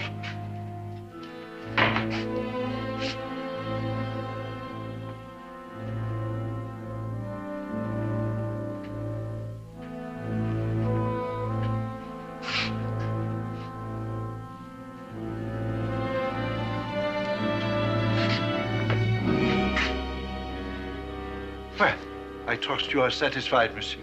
Yep, I'm satisfied. Bon. Then I am a relieved man. As I told you before, I am an honest merchant. It would hurt me to think that I had been dealing in dishonest goods. Well, then you'd better start hurting. Because every fur in this batch belongs to me. Or maybe I should say belonged to me until someone stole my boat last night. Man, no. But how can you say such a thing? See this B? Oui, I see it. That stands for Boone. Donald Boone of Kentucky, that's me. And if you want to look, you'll find that stamped on every pelt in this pile. But, monsieur, I did not know. I paid good money for these furs, highest prices.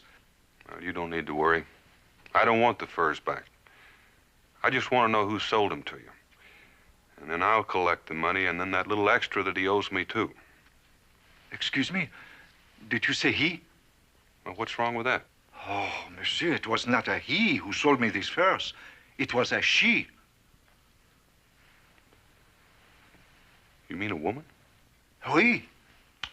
Very much a woman.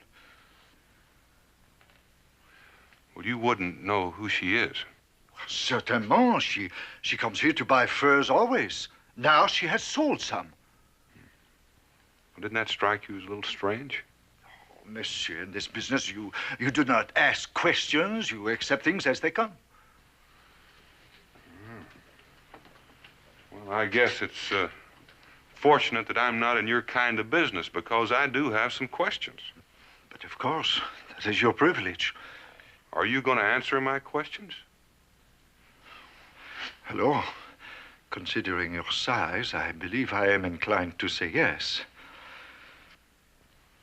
Well, considering all the trouble I've been put to these last 2 days, I'm kind of glad you've decided to be agreeable. So, what are those questions? Well, who was the woman that sold you the furs? A lady by the name of Sylvie Dumaret. That name sounds familiar. You wouldn't know where I could find her. Certainement. You might inquire at the Taverne Royale. I believe that she always stays there when she comes to New Orleans. How can I find this Tavern Royale? Ah, I will show you. It is very simple. You go outside and go to the right. It is not too far. Well, you know what, Mr. Proust. Marcel Proust. Mr. Proust, isn't it funny how real simple things sometimes get real complicated? Ah, oui, monsieur. I myself, I am complicated now. You're not alone. Bonjour.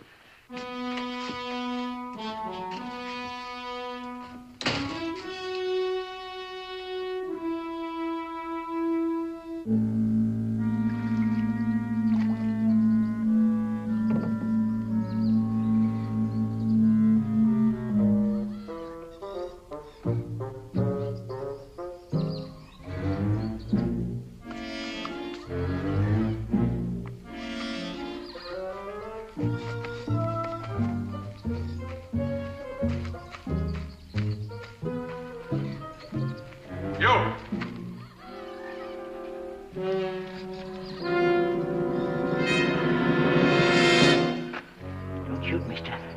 I wasn't able to steal nothing. What are you doing here? I come to see Sylvie. I brought her a bottle of rum. I always bring her some whenever I get a chance to go down to the city. Sylvie's not here. Oh. Have you any idea where she's gone? Yeah, New Orleans. New Orleans? That's a funny thing. Seeing that a boat's still here. She took my canoe. Well, I reckon I'll come back and see her some other time. Maybe I'll find her at home then. Would your name be Hoops? It sure would. Rufus C. Hoops. How did you know? Sylvie's mentioned you. Oh, that makes me mighty proud. How long have you known her? Quite long. Maybe you heard her talk of me. My name's Drake, Sebastian Drake. Oh, I'm glad you said it. I've been standing here thinking you might be some other fella. What other fella? A man with a French name. But shucks, I don't know why I should think you was French when you speak in English. Name of Joe with G or something like that. Leroc. Guy Larocque? That's it. That's it. Do you know him? I know of him. I took him over to the cabin and sit for a while. It gets kind of lonely out here by yourself. Oh, yes. I suppose it does. Only I don't notice it like other folks do.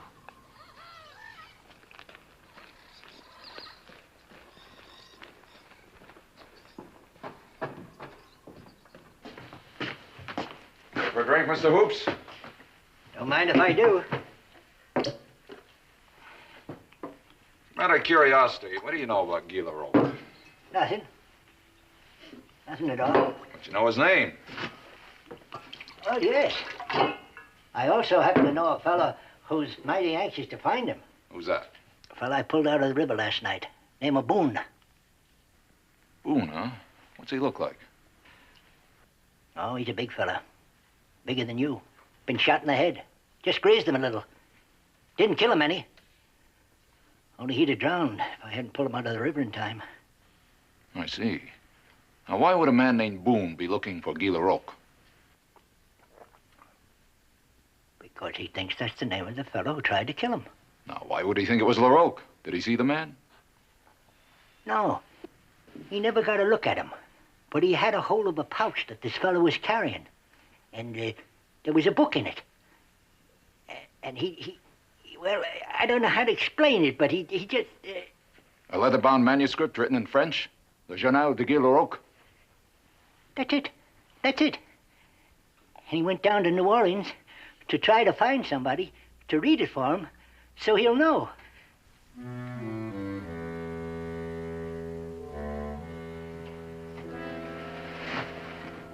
How did you know that? How did you know all that? Unless you're the man. Unless I'm what man? Nothing. I'm going now.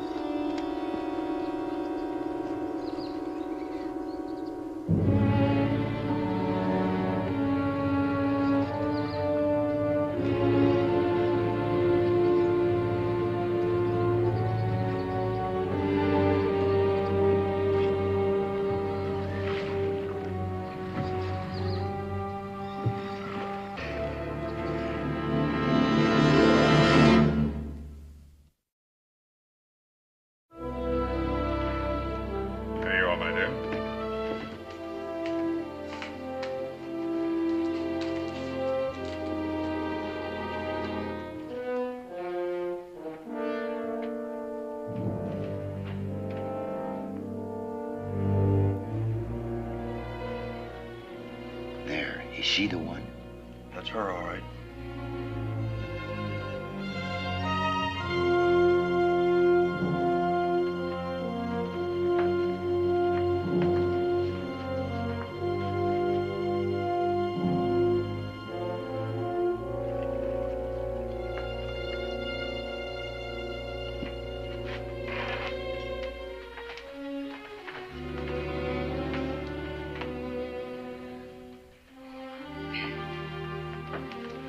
Will you have the usual, Miss Dumaret? The usual, Antoine. And how complimentary it is that you remember. One never forgets a beautiful woman. It's her right enough. Did you hear the barman call her name? So if anyone knows where Sebastian Drake is, she does.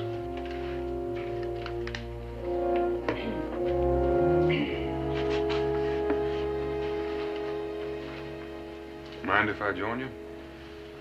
Yes, I mind extremely. Well, I'm afraid I'm going to have to do it anyway. You realize, of course, I could call the innkeeper and have you ejected. Yep. What you don't realize is that I could call the law and have you arrested. What a ridiculous statement. I've never even seen you before. I've never seen you before, but I figure you owe me quite a lot of money. Owe you money? What would I owe you money for? For that load of furs you sold Mr. Proust this morning. They happen to be mine. Are you accusing me of stealing those furs? Well, not you exactly, but somebody did. And I'm still mighty interested in finding out how you got them. I don't see that it's any of your business. Well, it's my business if you happen to have gotten them from a man named Guy Larocque. That's impossible. Guy Larocque is dead. He's been dead for 2 months. Well, now, I wonder why no one bothered to tell me that. Because the news hasn't reached here yet. Well, it seems to have reached you somehow. Who told you? What does Guy Larocque mean to you?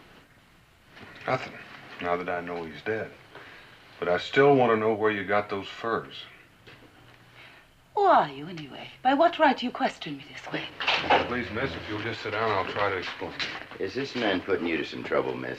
Oui, a great deal of trouble. Then it would be a pleasure for us to take care of it.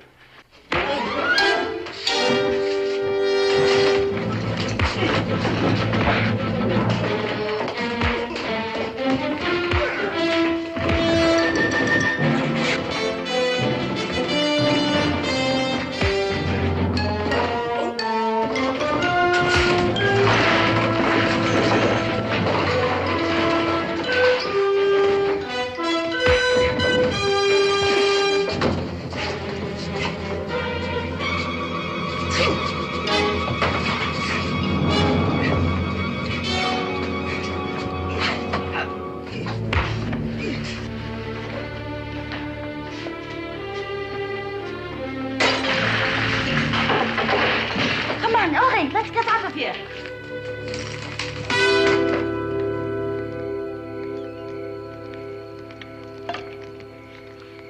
So when I saw those furs you sold, I couldn't help wonder where you got them. Oh, believe me, I did not know they were stolen. He told me he bought them, the furs and the boat. I should have known better than to believe that. Well, who are you talking about? About a man I once thought I loved. About the man who tried to murder you. Well, who is he? His name is Sebastian Drake. He was once an officer in the British Navy until they sent him to capture Guy Larocque. Then he joined Larocque and he became a pirate himself. All because I told him about this. Well, what's so important about that? Because in it, Guy tells where he buried his treasure. Drake gave up his honor, everything, to get his hands on it. And now he thinks it's at the bottom of the Mississippi with you. Do you know where he is? I know where he was a few hours ago.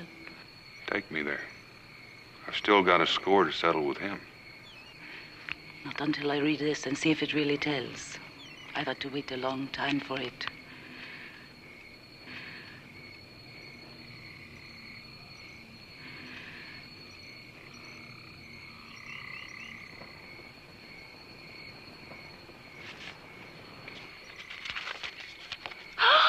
It's here.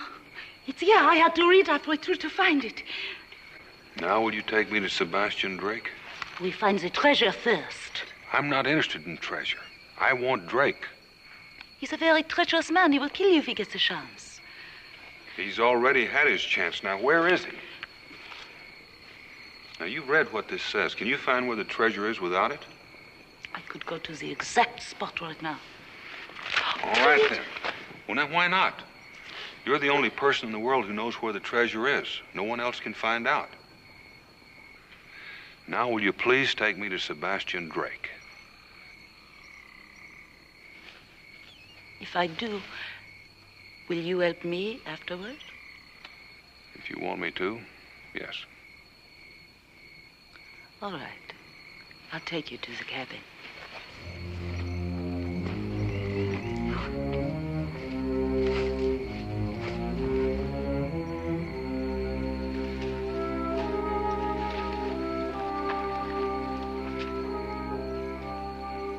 That's where I last saw him.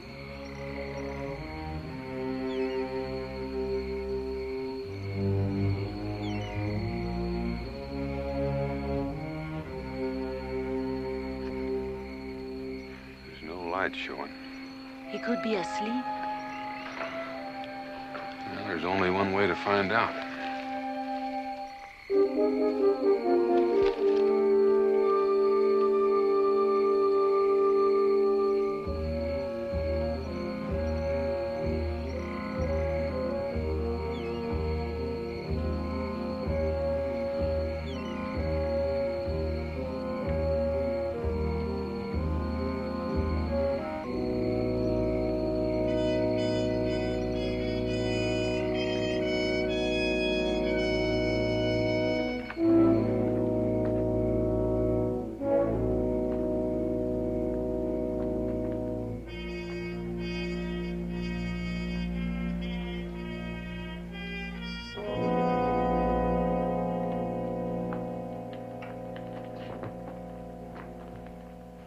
He's not in here.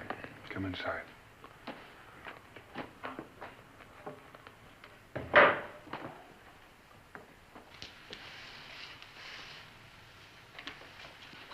Just a little life left in the coals. That ash should hold the heat for hours. What do we do now? I'll wait. You better leave. You take the boat and go someplace where you know you'll be safe. I feel as safe here as any place. I'd just light a lantern, make it more comfortable. No light. Of course, I'm sorry. He may not be back until morning. He may not be back for days. We could have the treasure by then. I've kept my part of the bargain. It's not my fault he's not here. Well, I see your point. I'm going to need a lantern, a shovel, and a rope. I'd like to have a gun.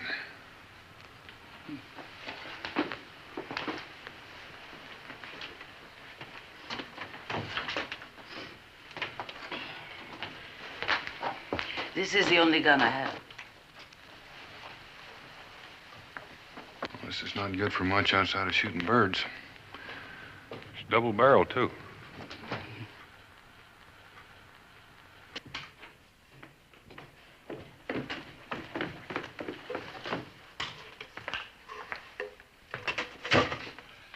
Sorry, the place is closed.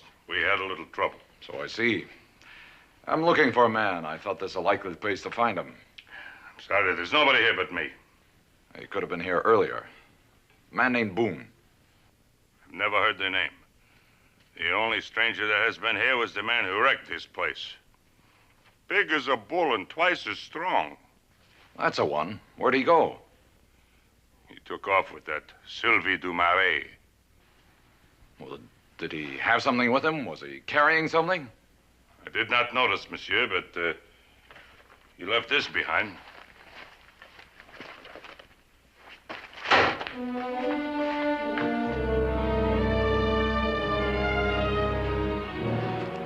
Ah, it's good to see you again, mate. Norman. Drop it, Skipper. We want to talk. Yes. We thought that for a first mate, you left the sinking ship a little early.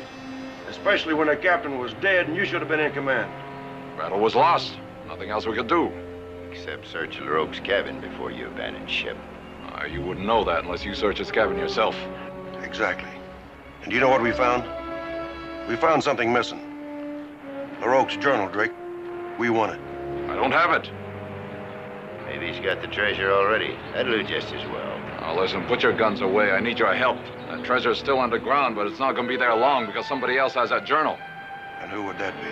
A man named Boone, a girl named Sylvie. So that's what they were so thick about all of a sudden. All right. Let's get down to the river and stop wasting time. We can talk while we're moving.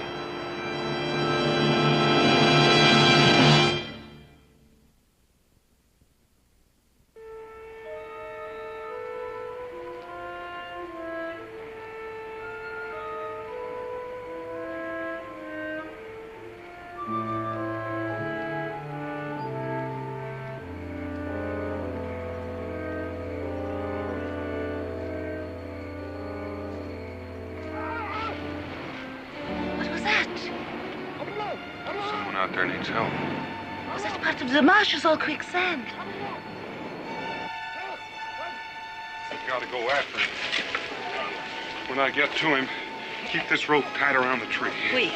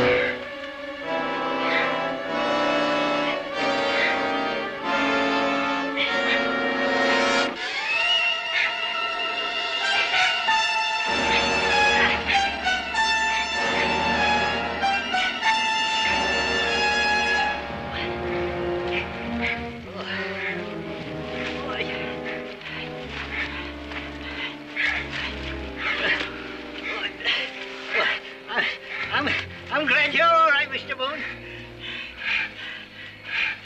Just sit quiet, Hoops. But I gotta tell you, I was talking to a man, too much, by the name of Drake. I let him know that you was alive. I told him everything before I realized who he was. When was that? This afternoon. In your cabin, Miss Sylvie. I tried to break away to warn you, but it was too late. He came running after me, shooting. So he's had plenty of time to find out we're together. If he knows that, he knows where to look. You hang on to this, Hoops. But if he's after us and you don't even have a gun... Well, I've got you. And you're the only person in the world who knows where that treasure's buried. He won't bother us until we find it. You just sit tight. We'll be back for you.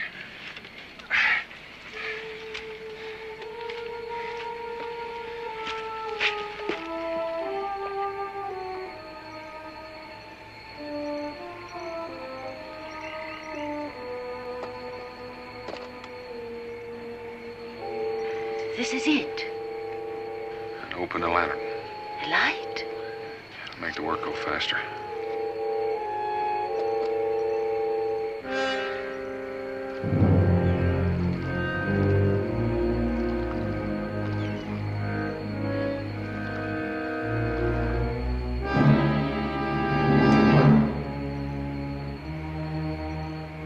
Well, it's considerate of them to provide us with a beacon.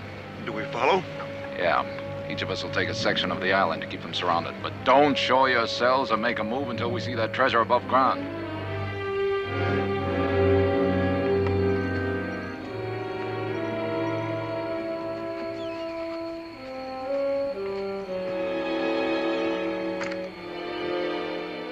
To think I've often come here, never dreaming this was the place. Do you know the exact spot? Oui, it's right here, halfway between these two stones. We'll hunt treasure someplace else until we're sure we're not being watched. Stay close to me. All right. 8 paces to the south. 1, 2, 3, 4, 5, 6, 7, 8. And now 8 paces to the west. 1, 2, 3, 4, 5, 6, 7, 8. This may be it, Sylvie. Maybe we better mark the spot.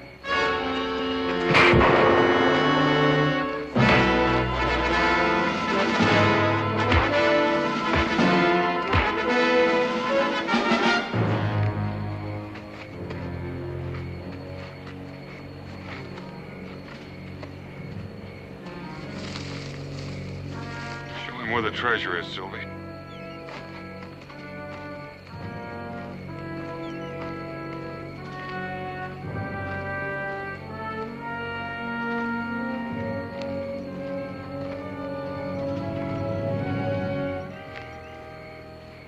He's got Drake. Shall we go after him? Why? Boone doesn't even know we're here unless Drake tells him. Drake won't do that. Let them do the digging. You've been wanting to dig for this treasure a long time, Drake. Show him where it is, Sylvie.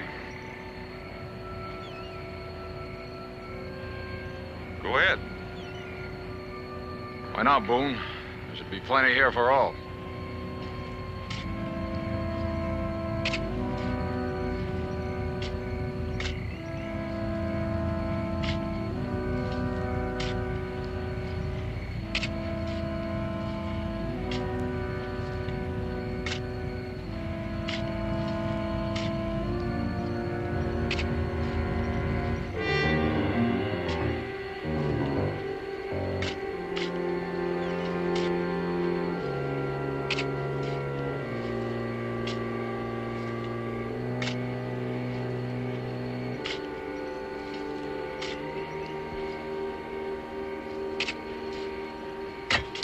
I've hit something.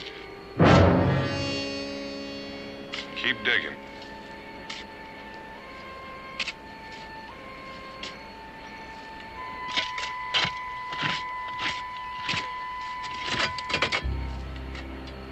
This is it.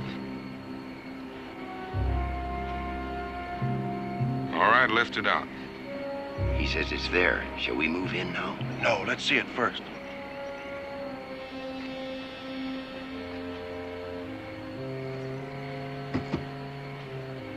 Too heavy for one man, Boone. You'll have to help.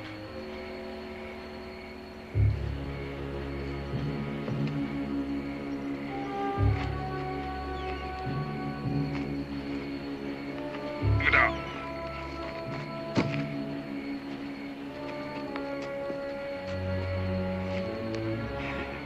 Just enough for me and you. Now? No, you heard what Drake said. It's heavy. Let them move it for us. Right again, mate. We couldn't even carry it in that canoe anyhow. Don't think of making a break. Taking this to the boat, and then I'm taking you to New Orleans. Heave her up.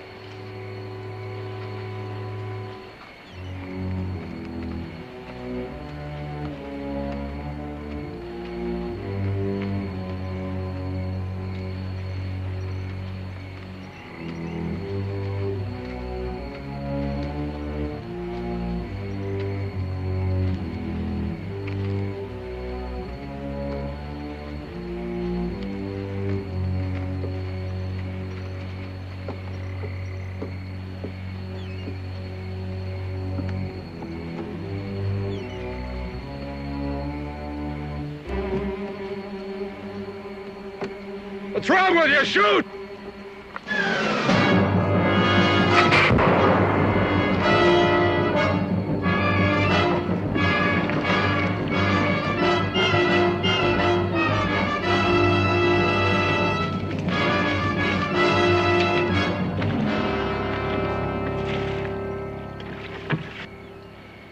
Like sitting ducks.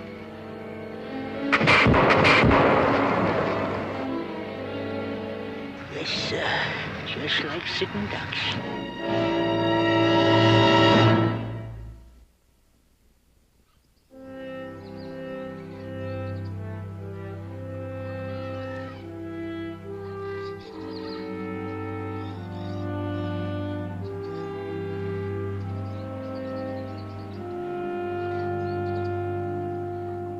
Well, Mr. Boone, you got to do for me what I did for you. And it all come out even, proper like. No, Hoops. You're still way ahead. If you hadn't have followed us, we'd all be finished. It was my fault for putting Drake onto you in the first place. Forget it, Hoops. Such ridiculous talk. Now eat this, Monsieur Hoops. Oh, Miss Sylvie, you're a coddling me to death. That is hot.